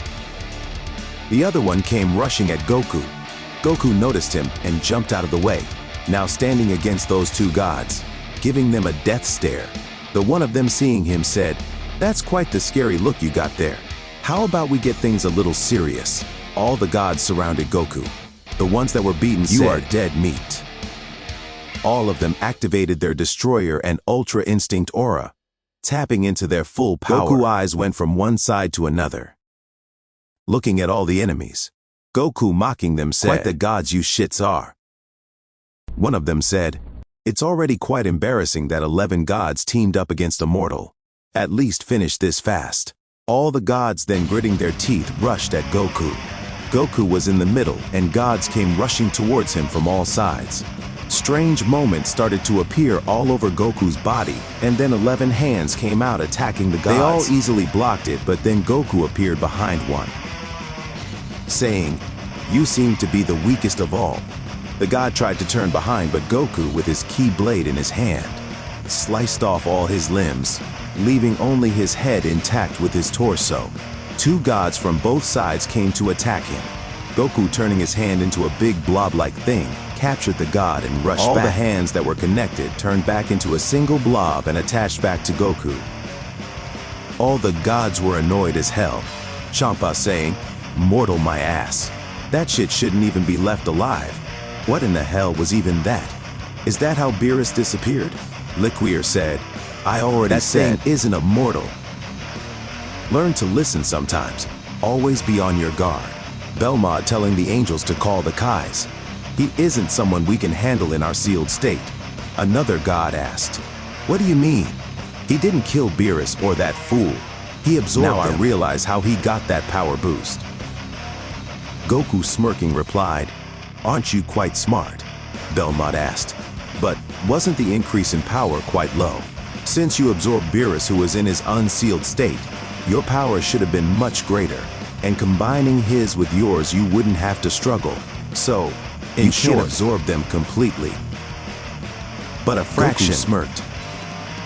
"You wish you were right. Me being in this form and struggling was all just to give you all the confidence that you can take me on. The result, I caught one of you off guard and quite few of you are injured. Meanwhile, I am perfectly fine. As for the power increase, Goku transformed into Super Saiyan Rose 3. Let's see you handle this." Goku appeared in front of Belmod, grabbing his face and squeezing it tight, his hand turning blue like starting to cover Belmod. But another god came slicing his arm off, but Goku, unfazed, kicked the god's Ultra Instinct, making him barely dodge it. But Goku just back kicked him in the face, saying, "I have already experienced that annoying technique against Beerus. You sure can dodge, but what if it far exceeds your speed limitation?" Goku then rushed at another god, both their fists clashing. Goku just said, "This would have worked if it was just my power. But right now that cat's power is mixed in as well." Goku punch overpowered the gods and the god was hit. Goku launched a combo of 2 punch and elbow to the face, and finally a kick to the gut on that god. The god's eyes went completely white, making him momentarily unconscious. Goku was about to launch a ki blast at that god but was grabbed from behind off-guarded. The god asked, "Let's see you get free." Goku replied, "I can ask you the same." The god was confused, but then a shock of fear was seen on his face. Goku turned into a big blob and absorbed him in an instant. Turning back into his form, Goku said, "2 gone, 9 left," then looked at the god he just beat up and launched an energy blast at him, finishing him off. The god fell to the ground, and Goku said, 8 left. That was when the Kais arrived, knowing full well about the situation, getting instantly ready to release the seal. But Goku just raised his hand and fired off a massive energy blast at them. The blast went towards them at insane speed and exploded, injuring them heavily. The gods baffled, not only by how they couldn't do anything, but also by how Goku broke the rule of anime to never interrupt a power-up. Goku said, "Did you really think I would just stand still as you gods got powerful and then ganged up against me to kill me?" Champa said, "That does make sense," Goku asked. "So, are you guys gonna continue, or should I finish you all off?" And released a ki blade. But a voice came from behind him, saying, "I think this much damage should be quite enough." Goku was shocked. He wasn't even able to sense the person's presence and jump back, turning and looking at him, asking, "And who might you be?" The person replied, "Apologies. I should probably introduce myself. I am Daishinken, the Grand Priest." Goku was confused by all this. Grand Priest, seeing his confusion, said, "King of all is someone who rules over all 12 universes and is far above destroyers. But you don't need to worry about that. I am just here to ask you to stop this rampage and release the gods you have absorbed." Goku replied, "What rampage? These gods were the one who attacked me first. And as for releasing those fools, forget about that." Grand Priest kindly replied, "As for Beerus, he was doing his job as a destroyer, and others were trying to hold up order. After all, you were trying to kill a god." Goku, visibly ticked off by this, asked, "So, what you guys do is justified, but if someone fights back to protect what's precious to them, he is disturbing the so-called bullshit order that you guys built?" Grand Priest asked with a smile. "So, you are not going to stop, are you?" Goku replied, "No shit, and it would be better if you don't involve yourself." Grand Priest, now with a cold and threatening expression, said, "Listen carefully, destroyers. This is an order. Kill this vile creature. Remove those restrictions on you and finish him. I hope I don't have to get the angels involved as well. 8 of you should be enough. I will be going now." The destroyers accepted the command and bowed to him. Grand Priest got ready to leave. Goku aura started to flare up, his body releasing threatening lightning aura. Goku raised his hand, pointing at Grand Priest, speaking, asking him in an angered tone, "You think you can come and leave anytime you want?" Grand Priest, without even looking back at Goku, replied, "I am pretty sure I can do anything I want." Goku disappeared, only trace of his aura left behind. Moving towards Grand Priest, Goku was right behind him, swinging his blade, but Grand Priest easily dodged. Goku made many hands, all of them having ki blades. They all attacked Grand Priest, but Grand Priest disappeared, appearing behind him, saying, "If you don't want to die without even being able to put a last-ditch effort, you better mind your manners, vile mortal." Goku was shocked at his speed and just stood there, his instincts telling him to not engage. Goku planned to deal with destroyers as this guy left, but in that moment, a light shined on all the destroyers there. The Kais had released the seal, using the opportunity of that moment. Grand Priest, after warning all the destroyers to finish the task, vanished from there. Goku turned back, now looking at all the destroyers that were in their complete state, raising his power to its max, his aura becoming denser, the color of his lightning aura changing to a different color, matching his aura.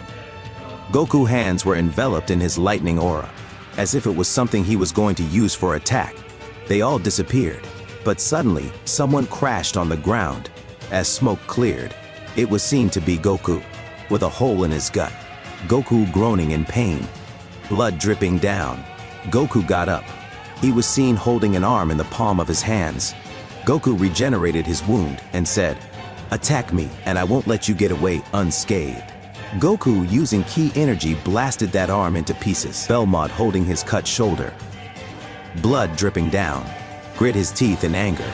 All the other gods now cautious of approaching Goku. Goku was just staring at them. All the gods standing, as if waiting for Goku to make the first move and then respond in kind. Clearly scared to go in first, fear of losing an arm or two shown by their behavior. But that was when one of the angels stepped in, saying, "What are you gods scared of? If he rips an arm, deal a lethal blow in that instant. And with many of you, it should be easy to overpower him. Even with that devilish ability, he can't keep healing himself forever. On the other hand, us angels can heal you back completely after that battle is over. And wouldn't it be better to risk your life here than face Father later on?" All the destroyers, imagining what they would have to face if they failed to deal with Goku, were just stunned in one place. Liquier breaking the silence, saying, "Let's just go all in. No matter what injury you get, what he throws at you, don't stop until you tear him to shreds. That will be the quickest and best way to win this battle. The longer we drag this on, the more he will have the advantage, slowly getting rid of us one by one." Absorbing and regaining his energy, the gods, understanding what he meant, said, "Let's go in then. It's all or nothing." Goku clicked his tongue, clearly annoyed by odds being completely and clearly against him. All of the destroyers rushed at him with blood-curdling screams. Goku joined both his hands, releasing a scythe made of ki energy, an advanced version of his ki blade, much denser and larger. Goku rushed at the gods. The gods launched Hakai blasts at him. Goku, like Buu, using his energy, flowed like water, appearing behind Belmod, saying to him, "Let's get rid of you first," swinging his scythe at him. But two other gods grabbed his hand, stopping him. The rest came at Goku with a kick while he was caught. Goku turned his body back into a formless state, making their kick phase through. Another god, using an energy blast, destroyed a considerable amount of Goku's mass. Goku, kicking the gods, freeing himself, backed away in pain, using his energy to regenerate himself, thinking, regenerating lost parts takes too much energy. Seems like they have caught on to it. Guess I will be continuing this battle in good old Saiyan way. The gods were coming, rushing towards him. Goku leapt towards them, swinging his scythe, making them stop and stagger, avoiding the slash. Goku, seeing the opening, dropped the scythe and grabbed a god by the face, rushing down, slamming him onto the ground, stomping on his guts, damaging him. Rushing towards another, Goku, with his fists imbued with ki energy, rushed at the robot, looking like God, ready to deal with him in one blow. But as Goku's fists were about to land, using his large hands, the god caught Goku by the wrist. Goku, reacting quickly, launched a blast at him and stepped on his body, jumping back, trying to free himself, but the grip of the god didn't even waver. From amidst the smoke, the other hand of that god came out, grabbing Goku's other hand. Now completely defenseless and caught, Goku sensed the other destroyers approaching him from all the directions. Goku, eyes sharp, looked at the god, saying, "Fine, keep holding just like that." Goku, as if putting strength of all his body in his hands, while like that grabbed the god's hands, crashing it within his palm. The god tried to break free, but Goku didn't let, pulling him down, kicking him hard in the face, building speed and momentum with a backflip, kicking the god in the gut, or where the gut was supposed to be if he was not an android. The other gods came, a punch landing on Goku's face, a kick on his gut, and another on his back. Goku, pupils going completely white, released all his energy like an explosion from his body. The gods that had attacked him, their face fading in the blinding light. Throwing away the gods that had attacked him just now, Goku stood there, breathing heavily, clearly tired. And the previous attack not only damaging the gods, but also him. Goku, slowly landing on the ground, looked around. He was at the center of the crater his attack just created. But he wasn't the only one injured. The three gods, incapacitated. The giant android-like god, barely able to stand up, just on the verge of losing. Another one, Goku, smashed onto the ground, unconscious. Goku, breathing heavily, wiping blood from his face, said, 4 down, 4 more to go. this is almost over, then talking to himself in his mind. Don't give up now, body. It's almost done. Goku eyes pupils shining with his ki energy. Goku screaming out, rushed at them. The gods, knowing this was the finale, rushed towards him. Champa yelling, he is also at his limits like us. Don't back down. Goku and Champa fists clashing. Moscow appeared from above, kicking Goku right on his spine. From the vicious impact, Goku mouth opened, spitting blood, his eyes pupils vanishing. Goku grit his teeth and grabbed Moscow's leg, swinging him like a rag doll and moving to slam him onto Champa. But Belmod came, landing a kick on Goku's hand, breaking it, making him release Moscow, saying, "This is for taking my hand." Liquier came and kicked him in the gut, pushing him away. Goku gained momentum of his body and looked at his broken arm, not having enough energy to heal it, gritting his teeth. But then suddenly, all four of them appeared all around him, shocking Goku. Goku tried to get out, but too late. His damaged body just didn't have that same speed anymore. All four extended their hand, covering him in a Hakai blast. Goku was screaming with pain, gritting his teeth, expelling all his remaining energy to disperse it, and falling down to the ground, exhausted, no ki energy left, wounded all over along with a broken arm. Champa said, "See, I told you he can't heal anymore. Let's get this over with." Goku stood up, his legs trembling to do so. All the gods rushed at him, ready to be finally done and over with. Goku, clenching his right fist, got ready for the confrontation. But inside, knowing full well he had no chance, ready to at least take one more down before dying, Belmod rushed in head first, saying, "You took my arm. I will be taking your life." Throwing a punch, Goku blocked it with his forearm. Liquier appeared from side, launching a kick at Goku. Goku tried to jump away, but his legs failed him. Goku cursed in his mind, and using a little force made a tiny gap between his arm and Belmod fist, then moving it blocked Liquier kick. Getting thrown away from the impact, Goku noticed Champa appearing behind him and turned around, launching a kick using the momentum he gained from the impact, but with the kick, did nothing. Goku fired an energy blast and got away, but Moscow came from above, stomping on him. Goku was crushed between Moscow's giant feet and the ground, coughing up blood. Grabbing his leg in that state and slamming him onto the ground, Liquier came towards Goku with insane speed, with a kick ready to pierce through Goku and end him. Goku, noticing him, swung Moscow like a weapon and slammed him onto Liquier, throwing them both away, but was kicked in the gut by Belmod. Getting thrown away, sliding against the ground, Goku stood up on his knees, opening one eye, breathing heavily, throwing up blood, his vision blurring. Then he noticed a bright light and looked forward. A massive energy wave was coming towards him. Goku tried to get up but saw his leg broken, thinking to himself, "Shit, it seems it was broken by that damn piece of metal. I can't move anymore. Looks like this is it for me."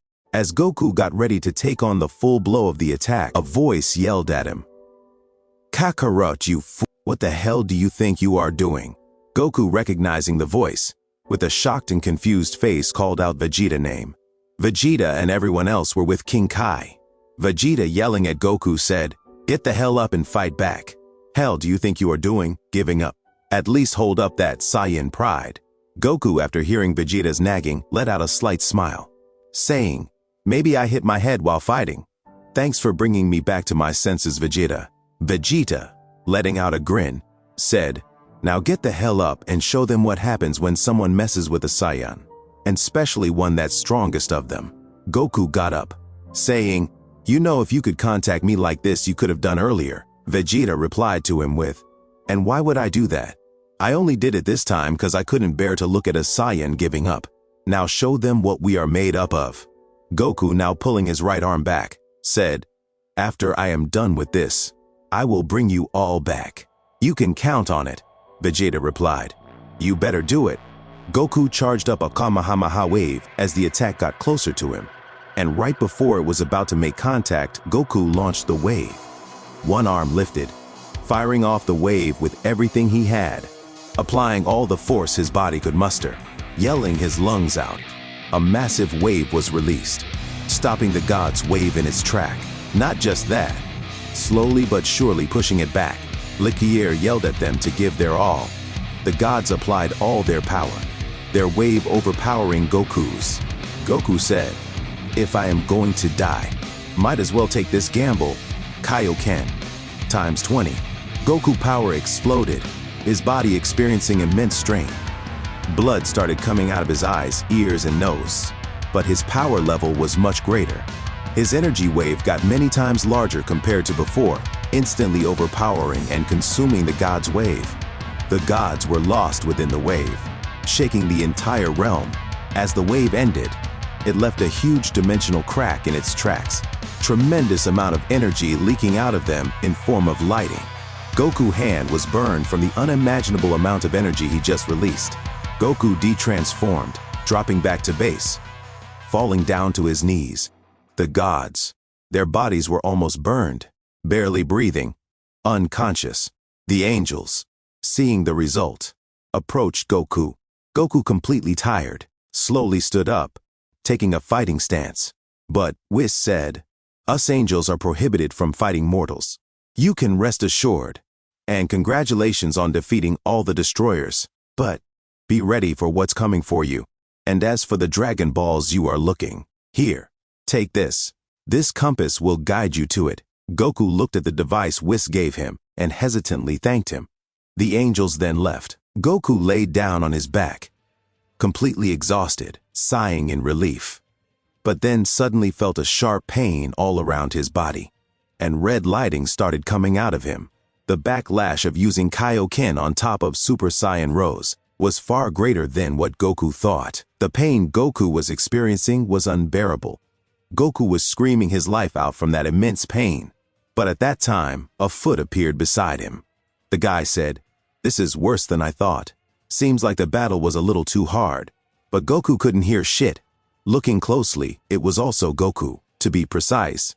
The fragment Goku left at Earth. The fragment released many arms from its back, spreading them all around the area. Then kneeling down and using Buu energy started to heal Goku.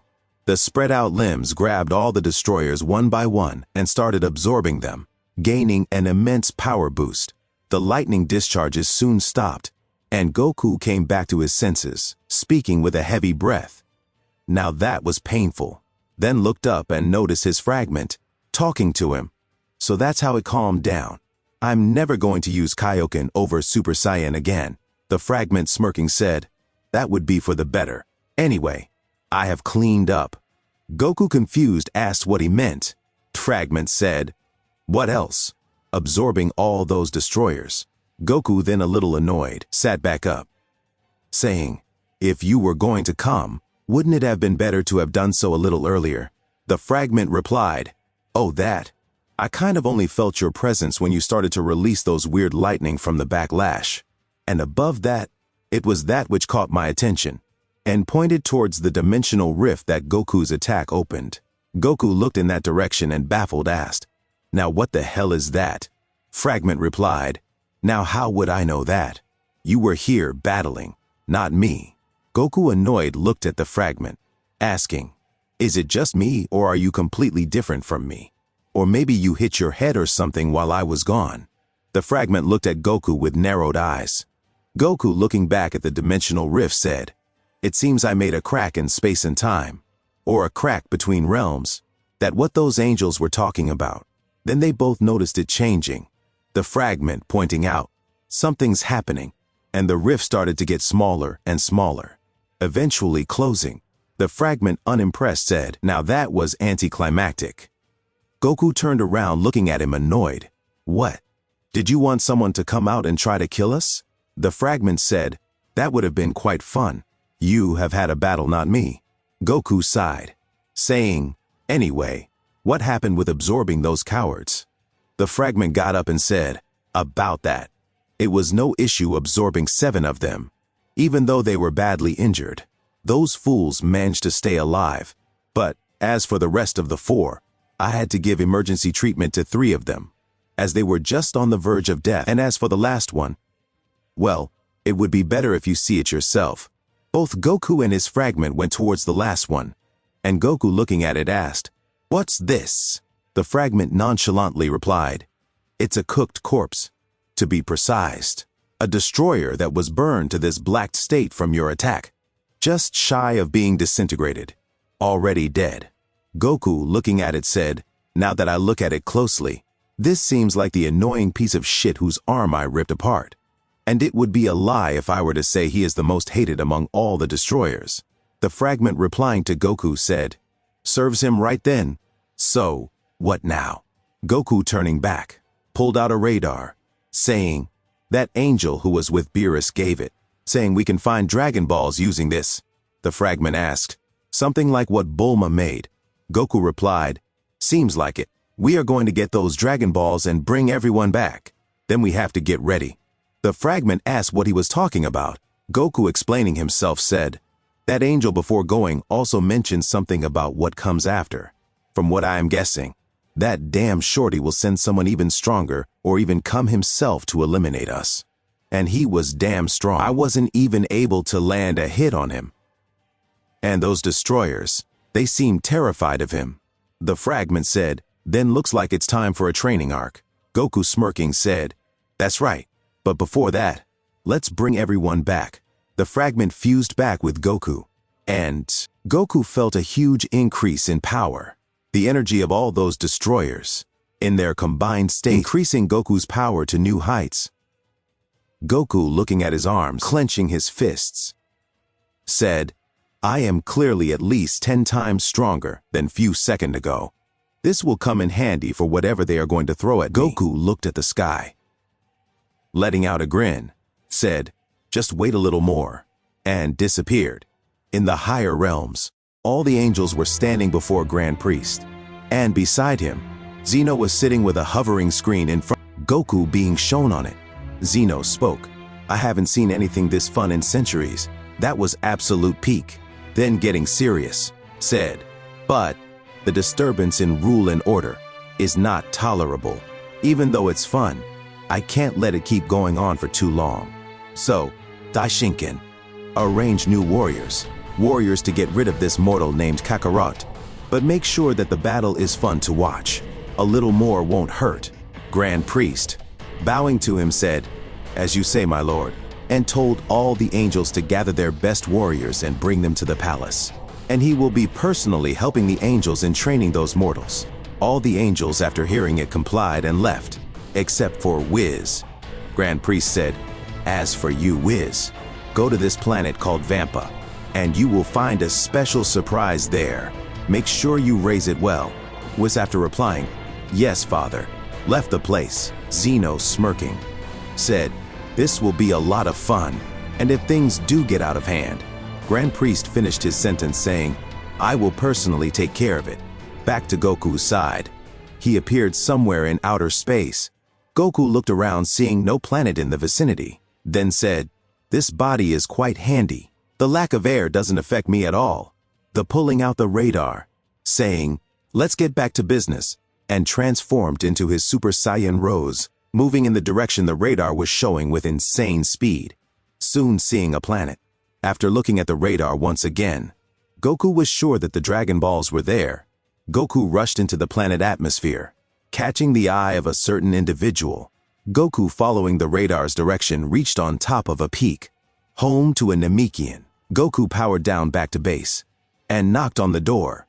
The Namekian came out, and seeing it was a Namekian, Goku was overjoyed, now completely sure that there really were Dragon Balls, and greeted that Namekian, asking about the Dragon Balls. The Namekian, thinking Goku was some weird Induvial, was a little scared.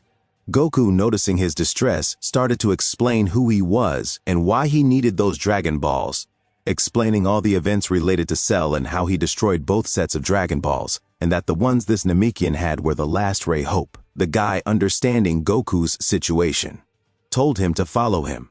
But, suddenly, an energy beam came from behind Goku. Goku reacted to it easily, and turned back, blocking it using his arm covered with dense ki energy. Someone spoke, asking, "Is he bothering you, old man?"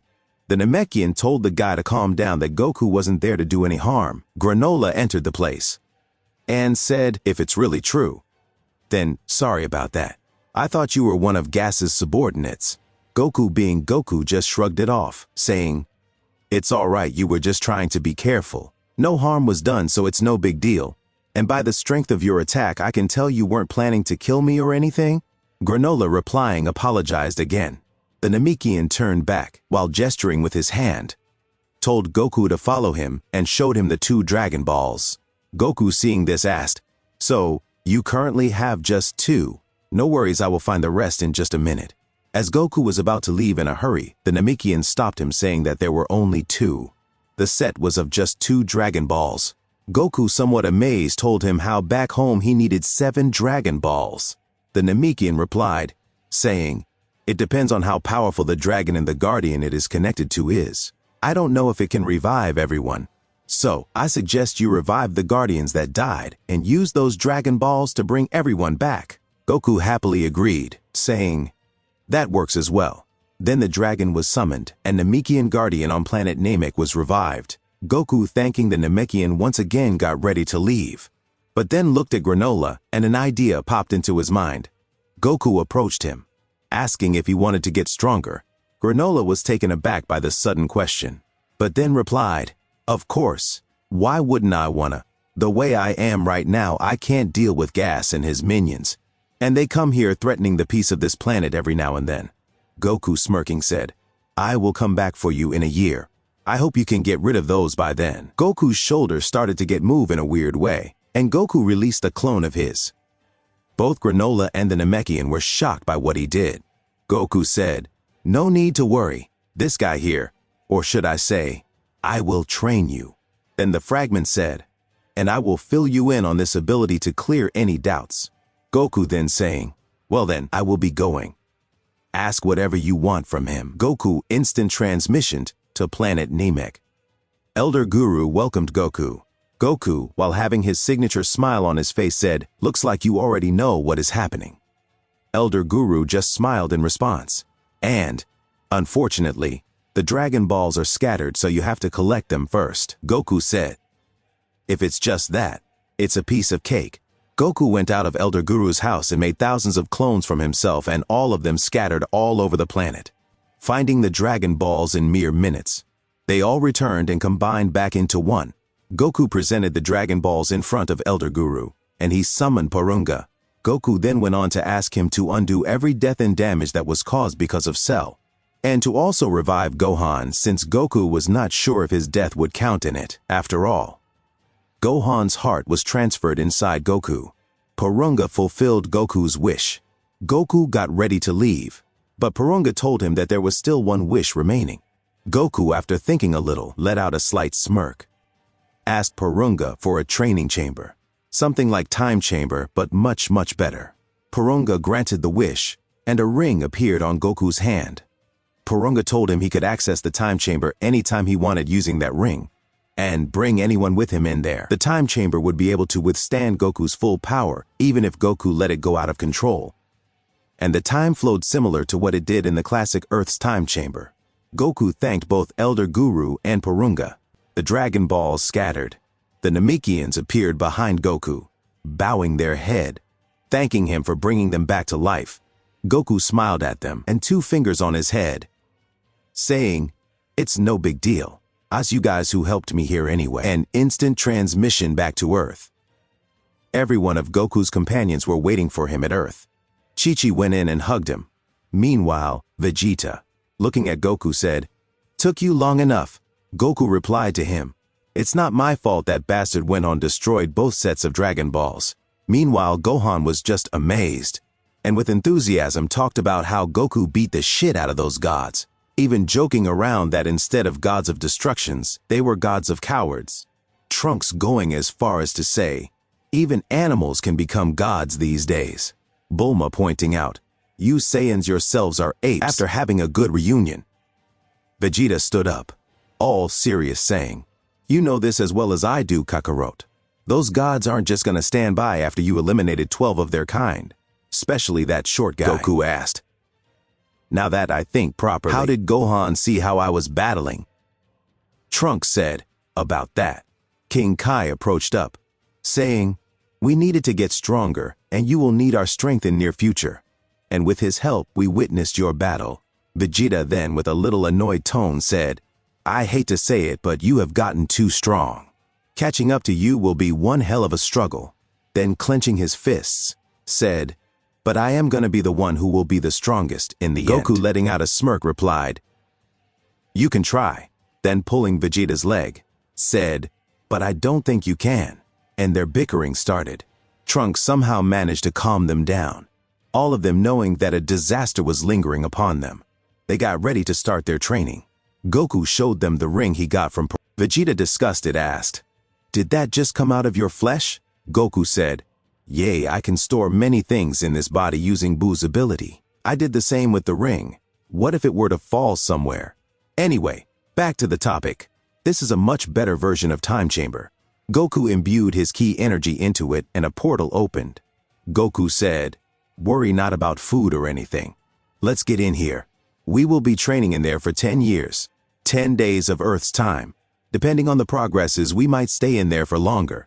But we have to try coming out as soon as possible, since we can't leave Earth unguarded for long.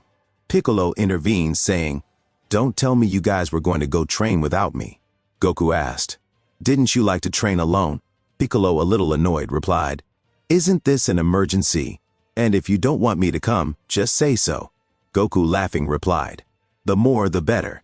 Now let's go. After entering, everyone there felt the immense gravity of that place. Vegeta, impressed, said, this is way better than the gravity chamber Bulma created. It is almost 1,000 times stronger than Earth's gravity. Goku said, enough praising this place. Let's get started, and divided himself into 6 parts. 4 weak but as strong as destroyers, and 2 evenly matched. The 4 went to train with Vegeta, Piccolo, Gohan, and Trunks, training them, helping them achieve God Ki, and teaching them the techniques of gods and angels, while the 2 evenly matched versions went on to train with each other. 5 years later, Trunks and Vegeta mastered God Ki, achieved Super Saiyan Blue, and tapped into the power of gods and angels, while Piccolo achieved God Ki and followed his Namekian ways. On the other hand, Gohan kept evolving, keeping up with them without tapping into God Ki, determined to unleash his full potential in his own way. Soon, they all are achieving new forms: Ultra Ego, Ultra Instinct, Beast form, and Piccolo, his orange form. While 6 years passed by inside the time chamber, only 6 days had gone by outside, and a disturbance was created in Kai's realm. 6 days after Goku's battle with the gods, a dimensional crack appeared, and 2 hands came out, grabbing the very fabric or reality, the edge of the crack, and forcefully widening it, making it bigger. An individual came out of the rift, saying, I knew I sensed a disturbance. Who would have thought that the first, the one who once took down all the gods and was later locked away by those damn angels, would be set free? Then that individual looked around, knowing that a battle had occurred, which led to a crack in reality. And not just that, the energy lingering there. The individual laughed maniacally, saying, This is unmistakably the energy of those destroyers. Looks like quite an interesting fellow has appeared. 2 more people came from the crack this guy just opened. One hooded figure, another a masked man, saying, I know you have gone senile, but who the hell are you talking to? I see no one here. The other guy said, leave him be. The joy of escaping that damn dimension seems to have gone to his head. The hooded figure replied, let's get out of here, before those higher beings sense our arrival and send their entire force to hunt us down. I am tired right now, and battling in this state will be quite bothersome. The rift started to close. The masked man said, grab onto me, Bardock, Cumber, giving us a shocking reveal. Bardock removed his hood and said, whatever, man, let's just go back to our home, Universe 7. Cumber, a little annoyed by their hurry, replied, if you are gonna do something, do it fast. Yamoshi teleported to Universe 7 along with those 2. The crack closed, releasing a thunderous lighting following its closure. While on Whis' side, he visited Vampa as Grand Priest told him to, and discorded a wild Broly, recruiting him and Paragus, soon starting to train Broly on the former destroyer's home, as he was told to. He had to bring Paragus along because of Broly. Back to Goku's side. 10 years had passed inside Time Chamber, and all of them have had mastered and evolved their forms. All of them were gathered at one place. Vegeta saying, "Hate to say it, but your main body is far stronger." Goku laughing said, "Well, I did have a lead in years of training." Gohan said, "We will catch up soon enough." Piccolo said, "That's right. I didn't expect God Ki to have such an effect on my form." Trunks said, "Enough talking. Let's get out of here and take care of those gods. I need to go back to my timeline as well." Goku opened the portal to get out of there and looked back. "All right, guys, let's get out." All of them came out. Goku was the last one and looked at them, laughing, saying, "What? Outside air so refreshing that you all froze up, but then sensed 3 energy signatures coming from 3 different directions. Though very far from them, they were a lot of strong. Stronger than the gods Goku fought." Piccolo alerted said, "They are coming this way. And this speed." Vegeta said, "Piccolo, get out of here and look after others. We haven't trained for 10 years like our life depended on it for nothing. We will handle things here." Trunks said, "They are nowhere near our planet but will arrive here in less than a minute." Goku said, "Let's get out of this planet for starters." Goku grabbed all 3 of them and teleported to an uninhabited planet nearby. Goku raised his key signature, lightning strikes coming out of his body, stepping forward, saying, "Let's lure them here." And within seconds, 3 individuals came there. The masked one, while looking around, asking, "Did you guys move planets or something?" Goku replied, "That we did. Didn't want innocent people to suffer in case things went south." Vegeta stepped forward asking, "So, what is it you guys came here for?" The masked man replied, "We sensed your energy signatures. It was quite formidable. We couldn't help ourselves and came here, and by the looks of it, you guys are also Saiyans." Vegeta questioned. "Also?" The hooded figure stepped forward, removing hood slowly, saying, "Long time no see, Kakarot. Prince Vegeta. Glad you both are still alive." Everyone was shocked. This new individual looked like Goku. Trunks asked, "Why? Why do you look like Goku?" Bardock, puzzled, replied, "Goku? Is that the name you go by now, Kakarot?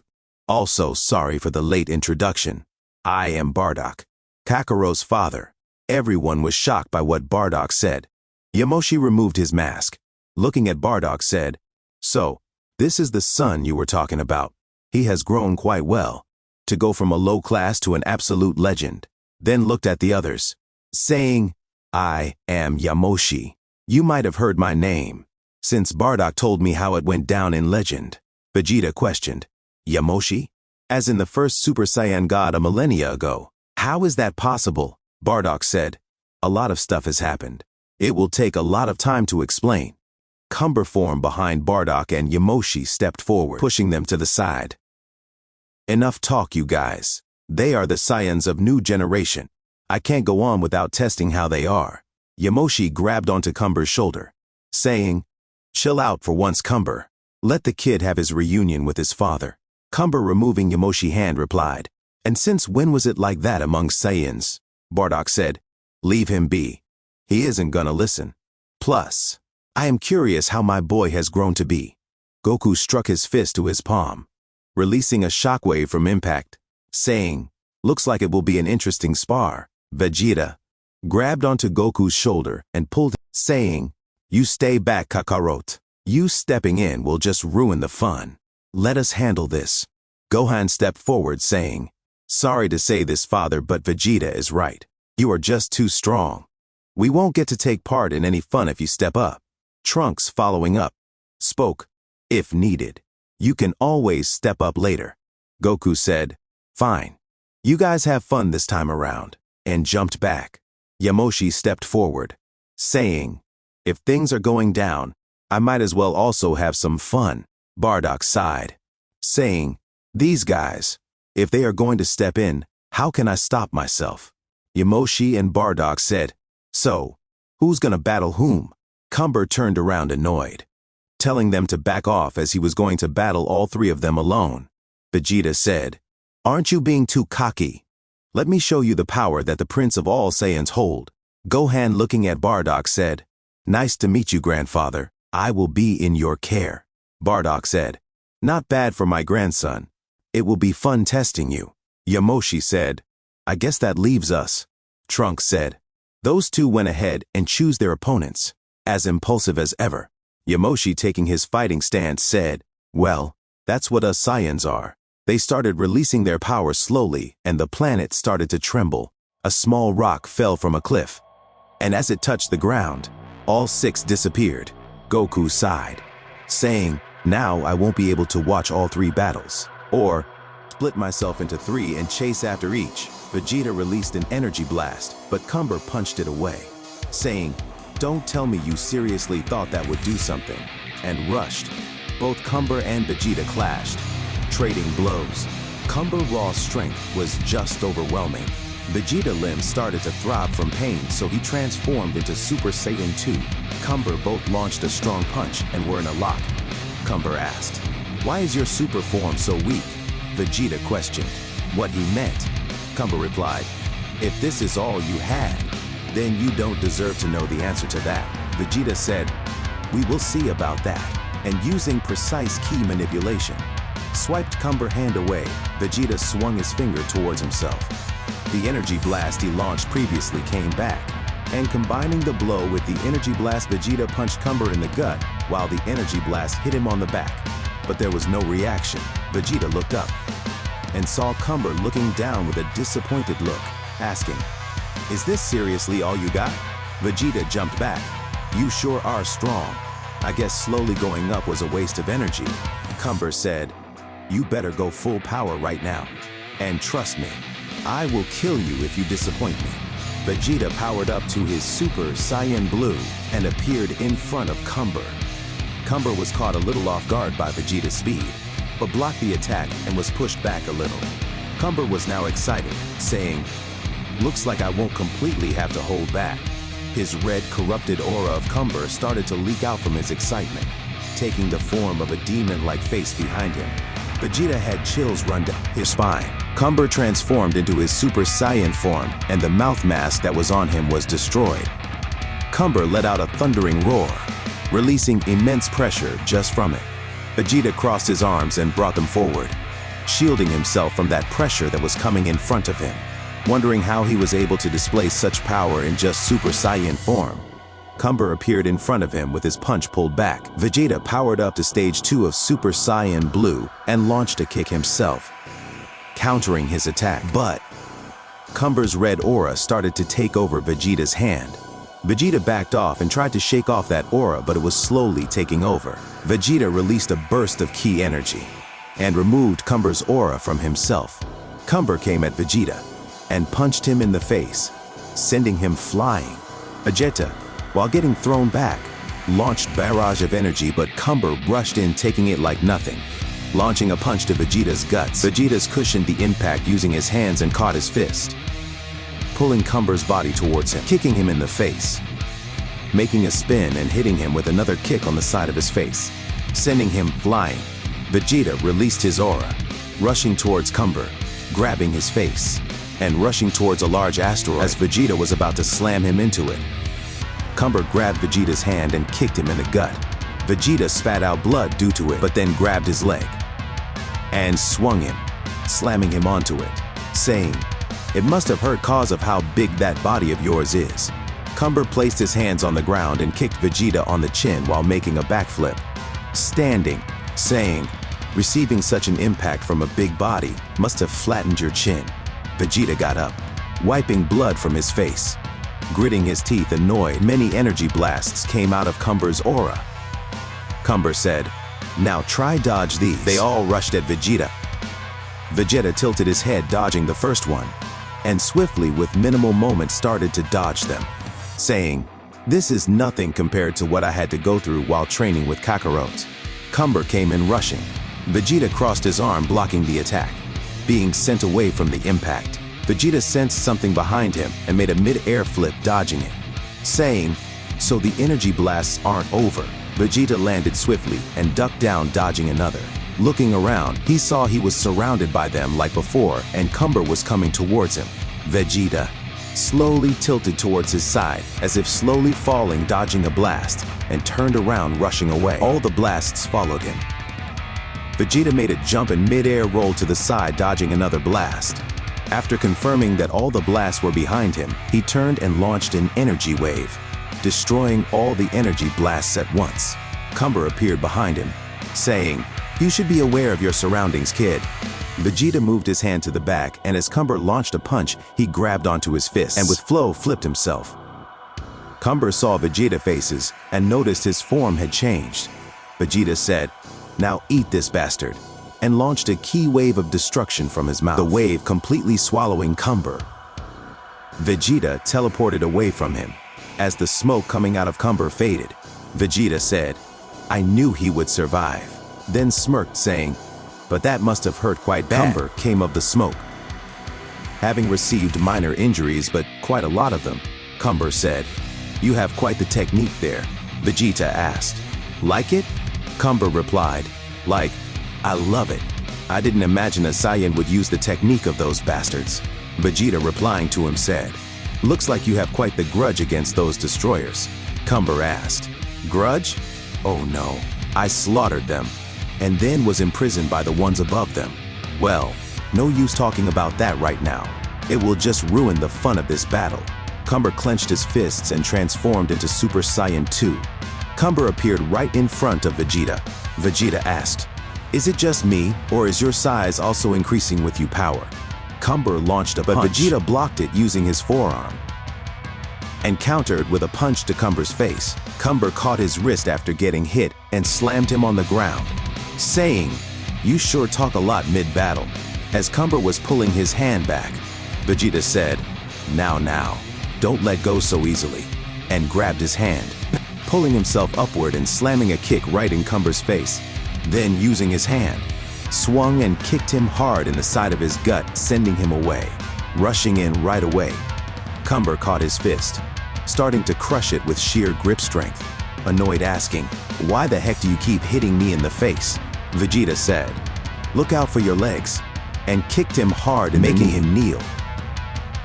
Vegeta said, "Keep kneeling like that in the face of your prince," and punched him in the face. "As for what you asked, I will do that until this battle goes on.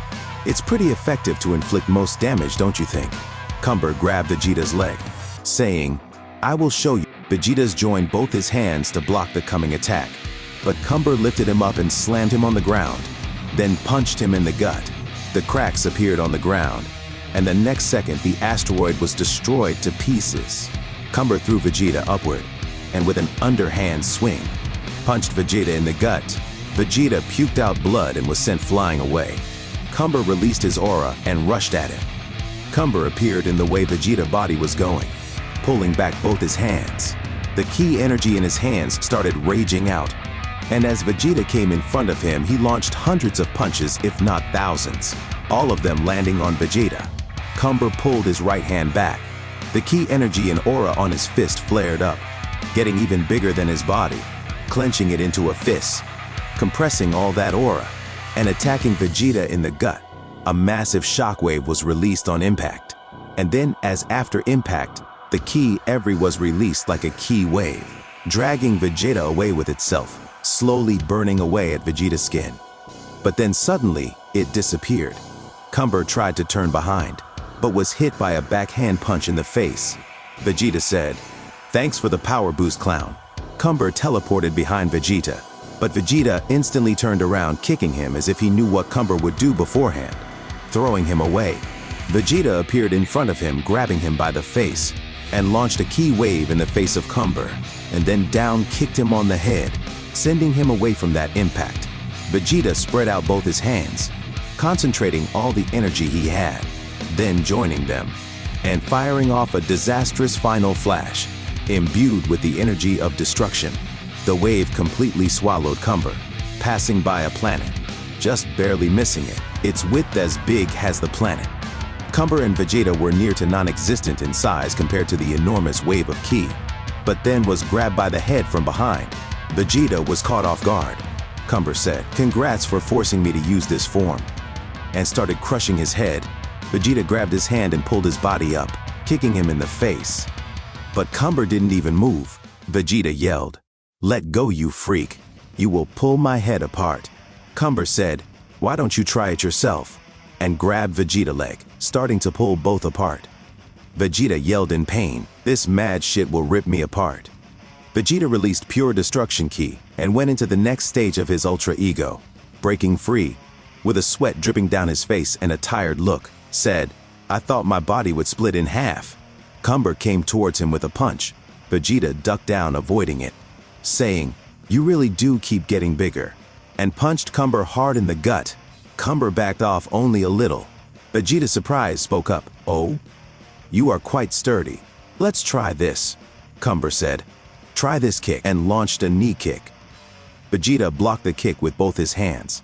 Cumber followed up with a punch, but Vegeta imbued his hands with dense pure destruction ki, making them much more durable and lethal, catching his fist, and with his other hand, punching him in the gut. Cumber puked out blood. Vegeta grabbed onto Cumber's head and kneed him in the face, then punching him away, casually asking with a smirk on his face, "Still got another form left," but then noticed a bright light. Before he could dodge, he was hit by a huge energy wave. As the energy wave disappeared, Vegeta appeared out of it heavily injured. Cumber was seen in his great ape form, saying, "You asked for my final form? This is it."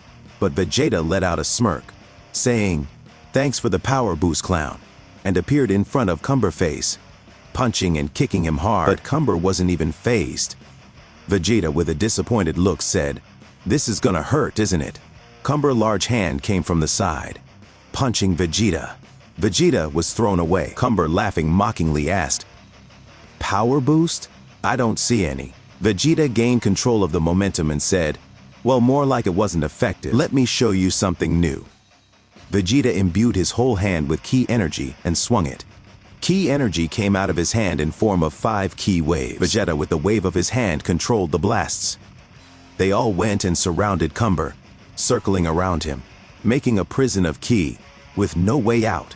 Cumber mocked Vegeta, saying that such petty tricks were useless, and went off to punch it away. But Vegeta let out a smirk and snapped his finger. The ki waves turned into chains made out of pure destruction ki, holding every part of Cumber, locking him in place, not allowing him to move even a muscle.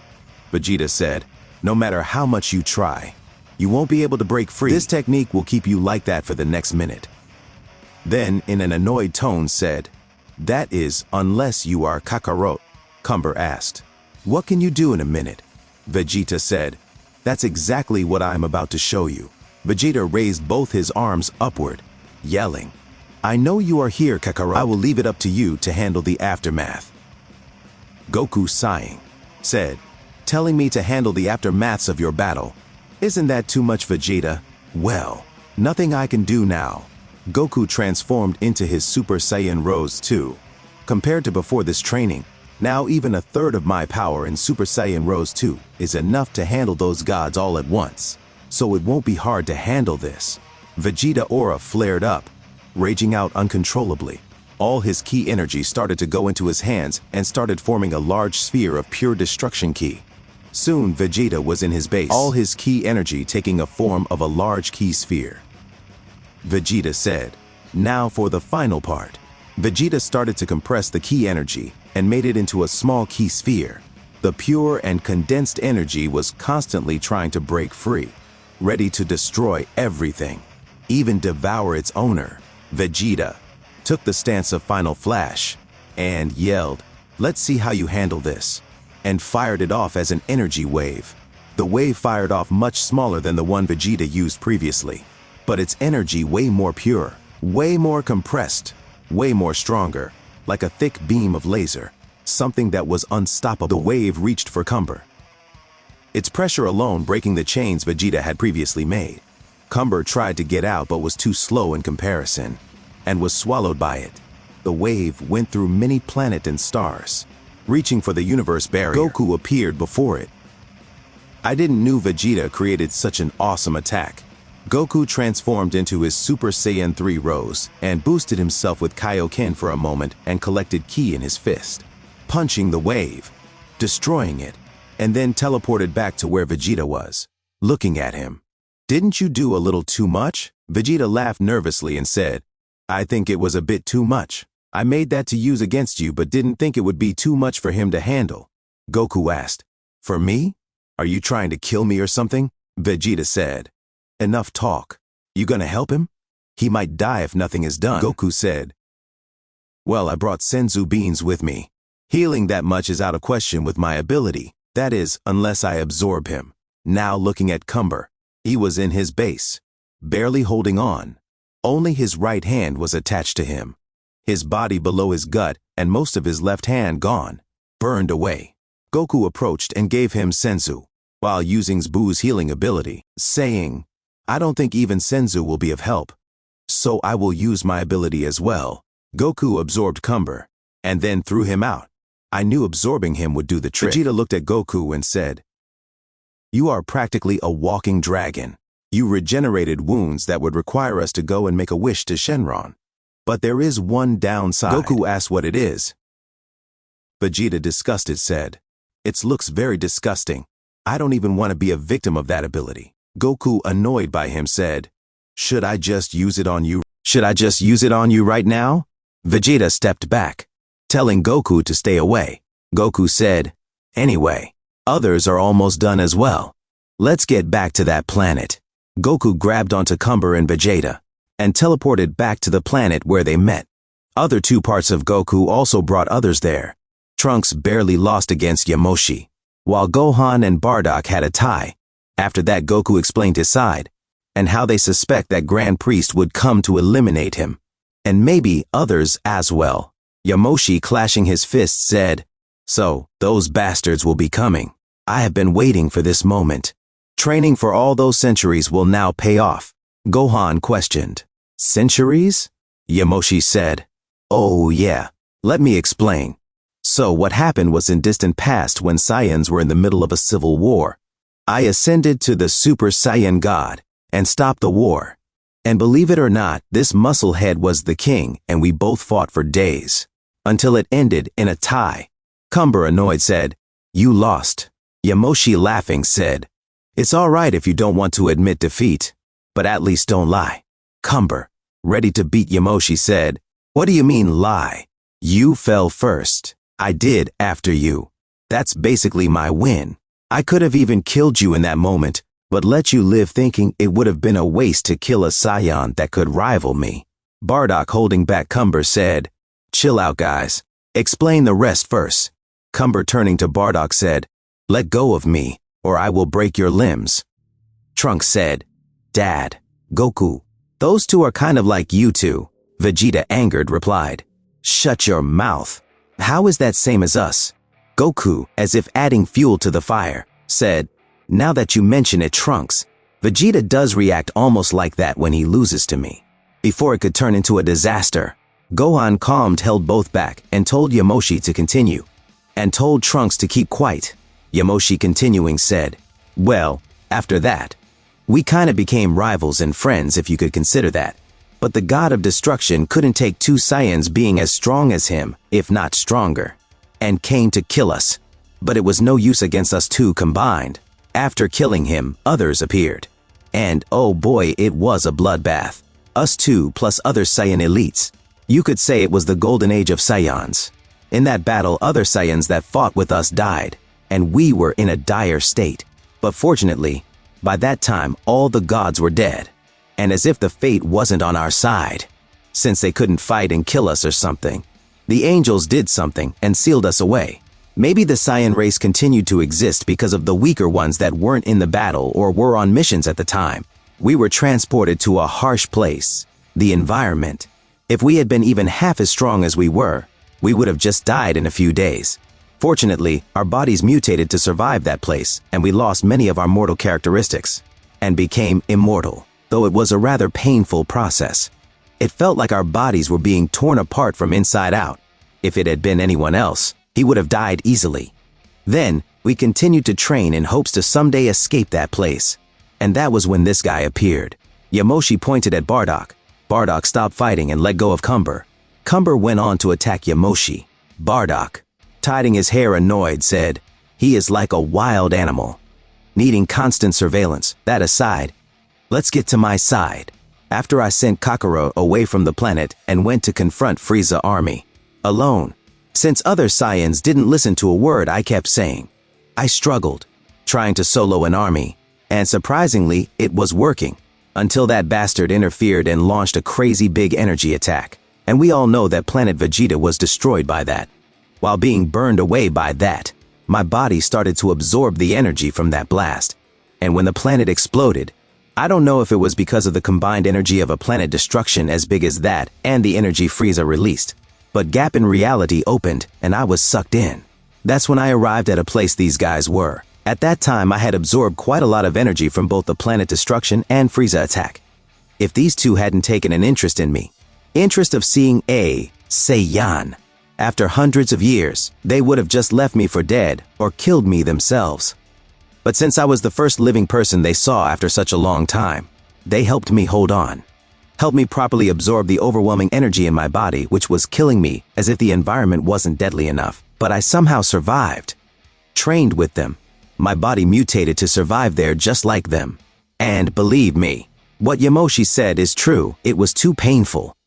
The training continued until another rift opened. The one you opened at the end of your battle against those destroyers. We sensed the energy and went where it was. But by the time we arrived, the rift was close. But the fabric in reality was still weak. So we just forcefully opened it and escaped. And rest of it, well, you already know it. Goku smirked saying, so not does time flow differently there. It's much harsher. Vegeta, knowing what was going through Goku's mind, with a sweat drip down his face, said, don't you dare get any funny ideas, Kakarot. Bardock was confused. Soon, Gohan and Trunks also realized what was going through Goku's mind. Goku said, oh, I am thinking exactly that. Gohan, backing off, hesitating, said, Father, don't you think that would be too much? Trunks said, Gohan's right. And also there would be no one to protect Earth. Goku said, I will be here. Vegeta backed away. You can't mean, Goku said. Do not worry, I will open one in a while. Plus, what's the issue when you have me there? Bardock, finally getting what Goku meant, spoke. That would be a good place to train. But the problem is you can't open the portal easily. Even when all three of us tried, it didn't happen. The only reason you managed to do that is probably cause the fabric of reality was weaker there, Goku said. We won't know until we try. Goku started charging up ki energy in his hand. Yamoshi teleported behind him, placing his hand on Goku's shoulder, saying, it would be better if you stop. You don't know which dimension you end up in. What if something unwanted were to come out of there? We weren't the only ones there. That place is worse than hell. All kinds of creatures were there. Other individuals that were far more powerful than us. But not sane in the slightest. Might have been others that were sealed off by those gods. We barely escaped with our lives after fighting one of them once. Even now I am not confident if I could defeat that monster alone. So, it would be better if you throw that thought out of your mind. If even one of those insane bastards got out of there, who knows what destruction it would cause. Then Yamoshi, pointing at Cumber, said, just take that guy there and make it 100 times worse. That's how bad they are. Goku, disappointed, replied, well, that would be bad. How about we go back home and have a meal? Yamoshi was thrilled by the idea, saying he hadn't eaten something that looked or smelled edible in centuries. Bardock, hearing it, was practically drooling. Cumber, who came out of nowhere in a comical way, pushing both Yamoshi and Bardock, asking, you have good food? Goku said, what's the weight? Grab onto me. All of them grabbed onto Goku's shoulder and teleported where other Z fighters were. Piccolo instantly tapped into his new form, alerted, asking, why did you bring them here, Goku? Goku raised his hand, saying he was back to all his friends, and told Piccolo to calm down. Chill, Piccolo. These three are no harm. This is Cumber, Yamoshi, and my father Bardock. Goku introduced all his friends and they had a grand meal. After a while, Bardock asked about the Dragon Balls Goku was talking about, and then questioned if he could bring back planet Vegeta and other Saiyans. Vegeta, overhearing, asked, what good would bringing back those good for noting madmans do? Yamoshi approached, saying, actually, it would be better. We might need an army for what's coming. You might not know, but there's most likely someone above the destroyers. Someone who enjoys watching conflicts and all, as if it were a show. Why do you think that midget didn't do anything even after how you enraged him and just left? Goku said. What you say does make sense, Vegeta asked. So how does this relate to us needing an army? Yamoshi said. What if to entertain themselves they send more warriors just for a fun watch and all? You never know. And it won't hurt to just bring them back, would it? Then with a funny face looking at Bardock, as if scheming something, said, and since it was Bardock's idea, we can leave their training up to him. Goku replied, what's the wait then? Goku went and summoned Shenron but later got to know it was out of his power. Goku with narrowed eyes looked at Dende, knowing Shenron's power Xio relates with Dende's. As the dragon disappeared, Goku grabbed onto Dende and went inside the time ring portal. Coming out just in few moments, Dende was who went in full of life, looked fully drained and as if he was about to die any moment. Goku divided into many and in mere seconds collected all the Dragon Balls again, healing Dende and making him enhance the Dragon Balls, summoning Shenron and bringing back planet Vegeta and all the Saiyans. As the Dragon Balls scattered, Goku gave everyone a thumbs up. Everyone just stood there shocked and confused at what was happening this whole time. Piccolo went and questioned Goku if he just tortured that kid just to enhance the Dragon Balls. Gohan was seen comforting Dende in the back. Yamoshi, confused, pointing at Goku, asked Vegeta and Trunks if Goku has always been this weird. Both of them just nodded. Bardock felt like he would die of shame at how weird his son was. They all then rushed at insane speed and arrived at planet Vegeta in just seconds. All the other Saiyans saw meteorites crashing onto the planet. Vegeta walking at the front, saying, let's go to the castle and meet my father, the king. They all arrived at the castle, and all the Saiyans felt chills run down their spine. The pressure these guys were releasing made them feel like death itself had emerged in front of them. All of them entered the castle, and the Saiyans present there knelt down, not even daring to look in their direction out of fear. The uncontrollable Saiyans didn't dare move a muscle. King Vegeta was covered in cold sweat. Looking down, Vegeta's voice was heard asking, what are you doing, father? King Vegeta looked up and realized it was Vegeta. Soon Vegeta explained how they were revived, Freiza death, and that now gods were after them, so they were thinking of building an army. King Vegeta understood the situation and summoned all elites. King Vegeta then looked at Bardock, who just arrived there with Jiren, thinking how he has become something King Vegeta couldn't even dare touch a hair of. Vegeta looked at Yamoshi asking, are any of these warriors good? Yamoshi selected 5 from the group and said, these guys are the best ones. So Bardock, why don't you get to work? Bardock, annoyed, asked, you really gonna make just me do this? Goku said, it's all right. I can do it. Vegeta, holding Goku's shoulder, said, I think it would be better if you didn't interfere, Kakarot. That is, unless you want to kill them right away. Someone like Bardock, who has trained Saiyans before, would be much better. Goku said, don't worry, it will be fine. Goku released a very weak fragment of himself and opened the portal with his ring. The fragment dragged the Saiyans into the portal. Before Vegeta or anyone else could interfere, the portal was closed. Goku, laughing, said, do not worry. That one is only as strong as I was when fighting Beerus on Earth.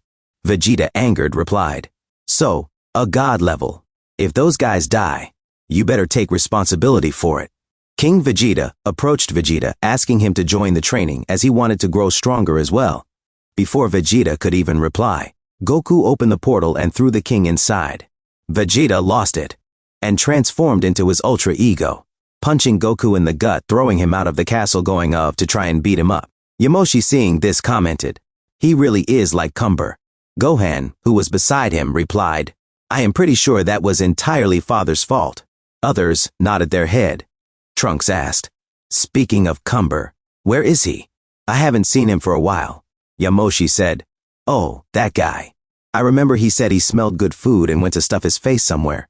But the next second he was seen joining Goku and Vegeta in a battle. After a while, Yamoshi, Gohan, and Trunks had to interfere to stop them.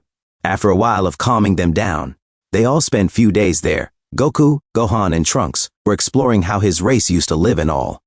After few days passed by, Goku opened the portal and his clone came out with the 5 Saiyans and the king all battered up.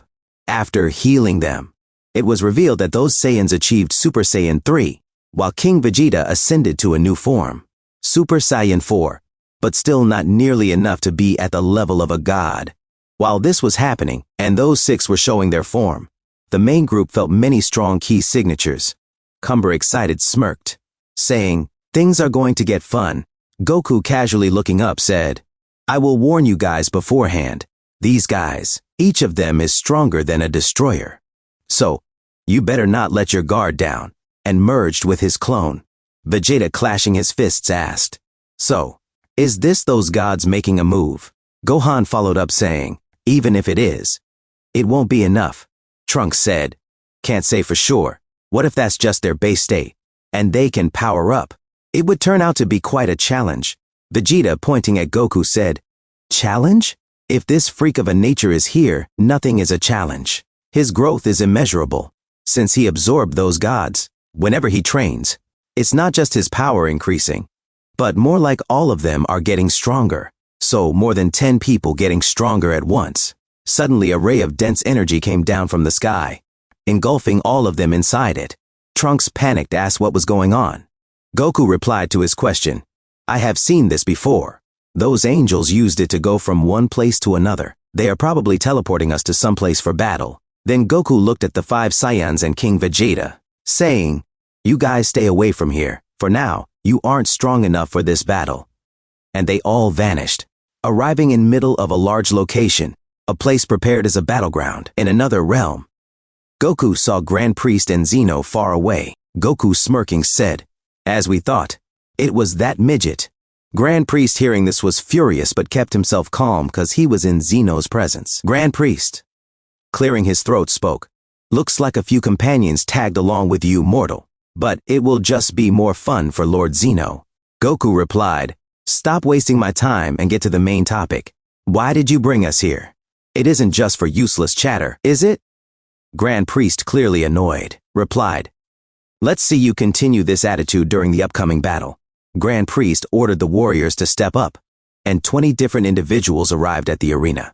Grand Priest continued, "These are the new gods of destructions and few other. Mortal, you were brought here to pay for the sin of killing gods, and this punishment of yours is going to be a way for Lord Zeno to enjoy a good show."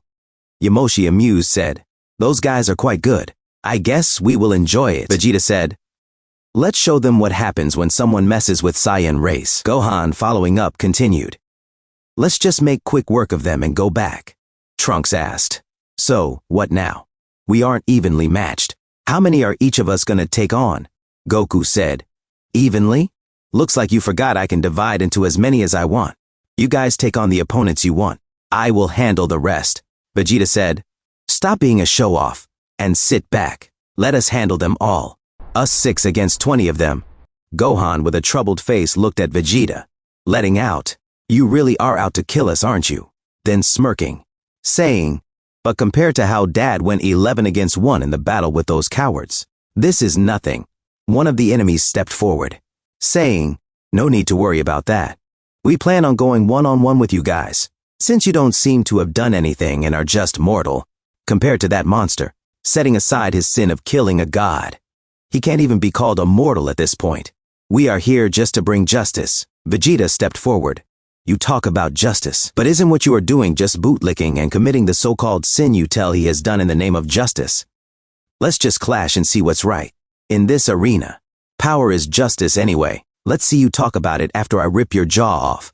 Jiren, taking a fighting stance, replied, "That arrogant attitude of yours, I will end it along with you," and rushed at Vegeta. Vegeta, tapping into his god state, blocked Jiren and said, "Looks like talking isn't the only thing you know." Jiren released his aura, his power surging up. Vegeta powered up to blue and matched his strength. Going into his blue, ascended, overpowering Jiren and kicking him in the gut, sending him few steps back. Jiren dusted off the area where Vegeta's kick landed and said, "You are stronger than you look. Knowing that, I can't go easy and drag this on. I will be giving my all right from the start. So you better pull out everything you have if you want to stay alive."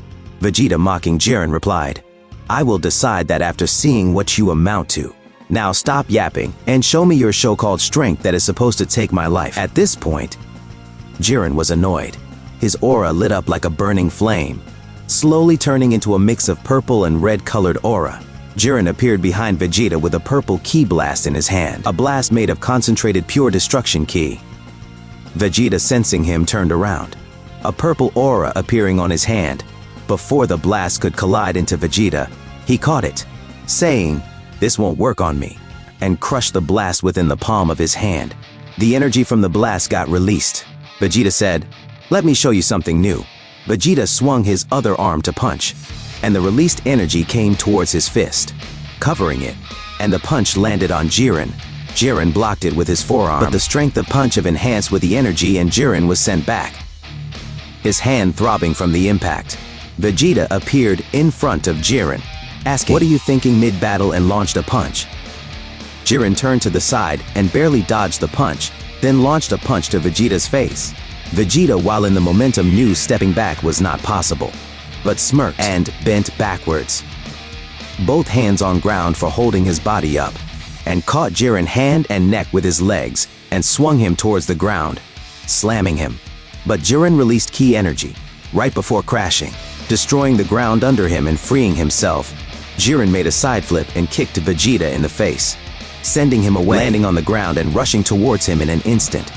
Vegeta saw Jiren approaching him at an immense speed. Vegeta planted his feet into the ground, moving back, destroying it, slowing down as Jiren came with a punch. Vegeta, using his arm, redirected the direction to his side and launched a punch towards his face. Jiren ducked backward, avoiding it, moving his body, grabbing Vegeta by the torso using his leg as he planed his hand on the ground to move and slam Vegeta head to the ground. Vegeta said, "Using the same thing as me won't work," and using his elbow hit Jiren hard in the gut, making Jiren release Vegeta from the pain. As Vegeta was released from Jiren's grasp, he fired off a final flash and sent Jiren away with it. But in the next moment, Vegeta's final flash was disintegrated. Vegeta clicked his tongue and saw Jiren standing far away with his arms stretched in front of him.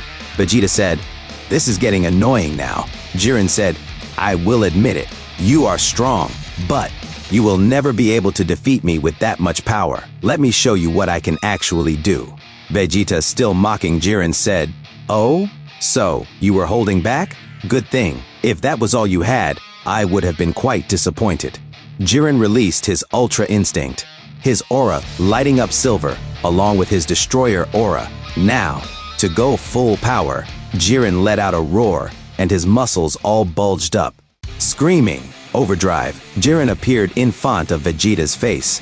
Vegeta, barely noticing him, launched a punch. Jiren, as if teleporting, dodged it, appearing to his side, punching him in the face, sending him flying, then appearing above him, joining his hands and slamming them onto his chest, making him puke out blood and crash hard onto the ground. As Jiren rushed at him and launched an attack, the smoke dissipated from the shock of the impact, and Jiren's fist was seen on Vegeta's forehead. Vegeta, in his Ultra Ego Stage 2, Vegeta said, "I think that's enough playing. This has dragged on for quite a while. I won't waste more time and let the main character take the stage. That guy has some beef to take care of with that midget." Vegeta launched a punch, but Jiren dodged it. But Vegeta, with his other hand, grabbed Jiren by the throat, saying, "You aren't the only one with this technique, and that Destroyer's power seems to be quite worthless if compared to my Ultra Ego, which makes me stronger over time." Jiren, in an attempt to free himself, kicked Vegeta on the chin, making his head bent backwards, and launched a ki wave at that point blank range. But as the ki wave ended, nothing changed. Vegeta, with smoke coming out of his body, just looked at Jiren, smirking. "Didn't you just hear what I said? Moron." Vegeta clenched his fist and punched Jiren in the gut. Jiren spat out blood, but braced himself, and with as much ki and strength he could muster up in that small moment, he imbued his fist with concentrated ki and punched Vegeta in the gut. Vegeta, just standing there, got hit and grit his teeth, groaning a little, but then let out a wide smirk. Jiren at this point was just scared of him.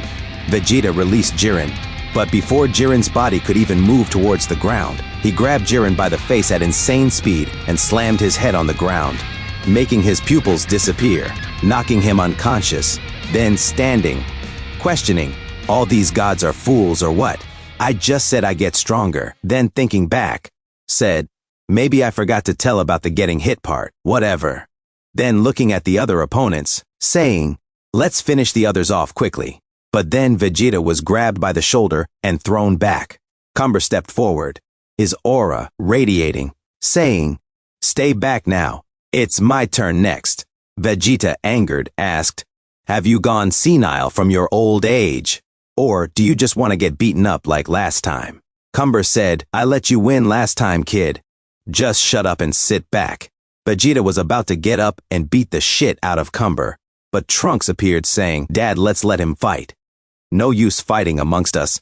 He won't listen, but please you do." Vegeta powered down, saying, "Get defeated and I will beat your ass next." Cumber released his aura, transforming into Super Saiyan. One of the fighters stepped up, introducing himself as Aarang, the mightiest of the Wolf Warrior tribe, and the soul fusion of the three brothers of Trio of Danger, his aura lighting up red. Cumber, smirking, said, "I hope you aren't disappointing." Aarang took his fighting stance and said, "Do not worry, warrior. You will soon see how big of a mistake you are making." Aarang's aura got concentrated on his arms and legs. Both rushed at each other, their fists clashing. Cumber felt a weird sensation. Then he noticed crystals between his and Aarang's fist. Aarang pulled back his fists, forming gauntlet from those same red crystals, which appeared out of nowhere, starting a brutal fist clash with Cumber. They exchanged thousands of punches, the gauntlet getting destroyed slowly and scattering in forms of sharp crystals, creating small cuts on Cumber. But Cumber, he was on just enjoying every bit of that thrill. Getting crazier by the second, Aarang stepped back. But Cumber rushed at him. Aarang swung his arms, his gauntlet shattering into many crystal spikes. Rushing at Cumber, Cumber brought his arm forward and blocked them. The crystals stabbed into his arm. Cumber just tensed his muscles and turned them into dust. Aarang went for an uppercut, and Cumber instinctively moved his upper body backwards. When Aarang's arm came up, Cumber saw sharp blades made of those same crystals in his hand. The crystal weapon crumbled as Aarang went for next attack. Cumber brought his huge fists crashing towards Aarang. In Aarang's eyes, Cumber was like a horrifying giant that was about to crush him. But Aarang was calm. Aarang brought his arm forward, making his aura into a crystal shield. The attack landed and cracked Aarang's shield.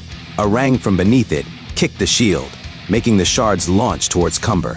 Cumber, with a swipe of his hand, scattered them all, but then was punched in the gut, Aarang's gauntlet stabbing him, but Cumber just let out a smirk, blood dripping from his mouth, saying, "Finally caught you," grabbing his hand and starting to punch the shit out of him. After few punches, Aarang caught his fist, and Cumber noticed a large crystal protecting him. All cracked, Aarang pulled Cumber closer and punched him in the face, sending him away. Cumber felt something different. Aarang got up and his size had increased. Aarang wiped blood from the side of his mouth, letting out. Well, that hurt quite a bit. Aarang saw everything crumbling away a little far from him. Cumber powered up to his Super Saiyan 3.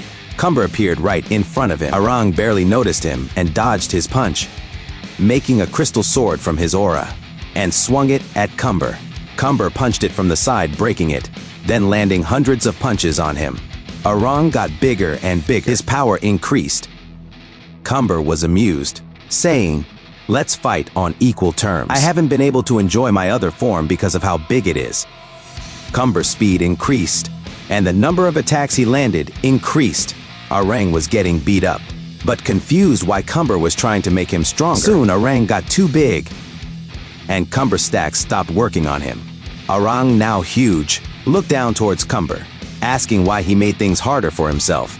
Cumber just smirked. Aarang moved to stomp on him, but Cumber moved away from him and launched an energy blast high up.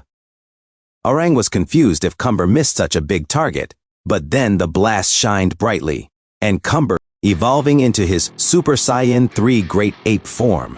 Aarang, still blinded, sensed something big coming towards him and crossed his arms trying to block it. But the force was too strong, and he was thrown away. He opened his eyes, finally able to see, slowing himself down, the ground being completely destroyed by the process. Aarang saw Cumber in his Great Ape form, pulling his finger towards himself, mocking Aarang to come attack him. Aarang smirked, excited, made a huge crystal blade from his aura, rushing at him, swinging it. Cumber ducked down and dodged it, sword aura from his blade was released in form of a slash, immensely powerful and seemingly unstoppable, destroying everything that came in its way before going too far to disappear from sight. Cumber launched a punch, but Aarang blocked it using his sword. Cumber said, "Why don't you throw that toy and go all out like a beast with me?" Aarang smirking said, "I would have done it. But I have been honing my skills as a swordsman for the past few years after fusing into this form and gaining this aura crystal ability." Cumber said, "Fine then, show me those so-called sword skills of yours," and punched him on the side of his ribs. Aarang grit his teeth and tanked the attack, moving to a backhand sword grip, going in for a stab on Cumber's back. Cumber, using his elbow, hit the sword on its side, changing its trajectory, jumping and kicking Aarang in the face, sending him away. Aarang stabbed his sword into the ground, slowing himself down, but Cumber came charging towards him. Aarang let go of his sword and ducked to the side, grabbing Cumber's hand, turning his body. Cumber behind his back, using the strength of his whole body, Aarang swung Cumber from his back to over his head and eventually slammed him hard onto the ground. Cumber coughed out blood, grabbing the sword and going for the kill blow. As the sword came swinging towards him, Cumber rolled to the side, barely dodging it. Aarang, not backing out, swung with an underslash, moving the sword at him with immense speed in that small distance, slashing Cumber across his torso, from one side of his gut to other side of his chest. Cumber was barely able to save his organs from getting damaged. But as Aarang's went in for the killing blow, Cumber caught his wrist as his sword came down, on his one knee, looking up, saying, "How are you going to use the toy now?" and got up, grabbing his face in that instant, stretching Aarang's arm, opening his mouth, biting it, and completely ripping that part of the flesh, tearing his arm apart in two. Aarang screamed in pain, but it happened so fast he wasn't able to react. As Aarang's mouth opened, Cumber grabbed his jaw and started to pull it apart.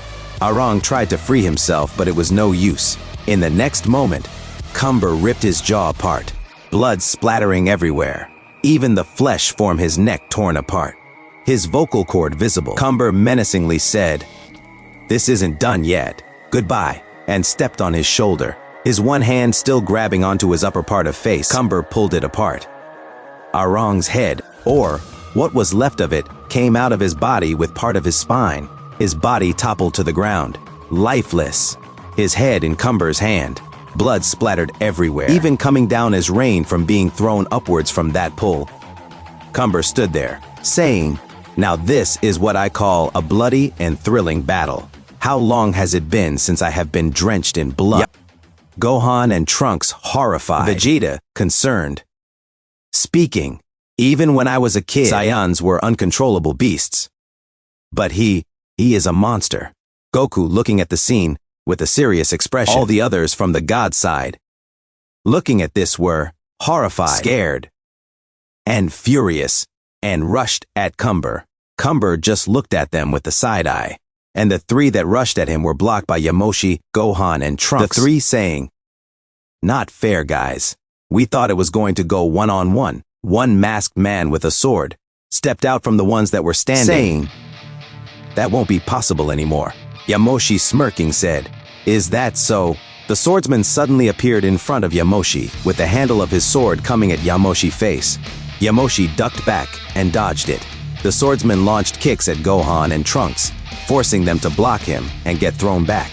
Yamoshi launched a punch, but the swordsman blocked it with his foot and jumped back. Yamoshi said, "You are quite good." The three God candidates that rushed backed off and apologized to the swordsman, calling him Makoto. Makoto said, "Don't worry. It won't take much effort with the rest of us left, unless he interferes," and looked at Goku. Vegeta stepped forward, saying, "Kakarot won't need to. We should be enough. Unless you all are stronger than the gods he slaughtered." Another warrior named Blitz stepped forward asking, "What do you say, warrior? You can step in when you see your friends losing. Till then, why not let them have some fun?" Goku said, "They won't let me interfere unless it comes to that, anyway. So there's no use in discussing this." Vegeta said, "Let's get this done with, guys." Cumber shrunk back to his normal size. All 5 of them got ready to face against all the warriors from God's side. Toppo and Dispo attacked Vegeta together, while Kefla and Kaba attacked Trunks. Broly stepped up and greeted Gohan, telling him that he was also from Universe 7 and a fellow warrior of Goku and Vegeta, born in the same generation and one of the Saiyans that survived. Gohan said, "Why not side with us then?" Broly said, "I actually don't know what's bad about killing gods and why I am fighting. But I know one thing. I can't make enemy out of Grand Priest. I have seen his true strength, and believe me, even you would want to back off from this battle and just go home." Gohan said, "Unfortunately, that isn't an option for me. I can't just leave my dad here to fight everyone. On top of that, why miss out on a battle?" Broly, scratching his face, said, "Well, that does make sense. Looks like we have no choice but to fight." Gohan said, "Just in case, I won't try to kill you.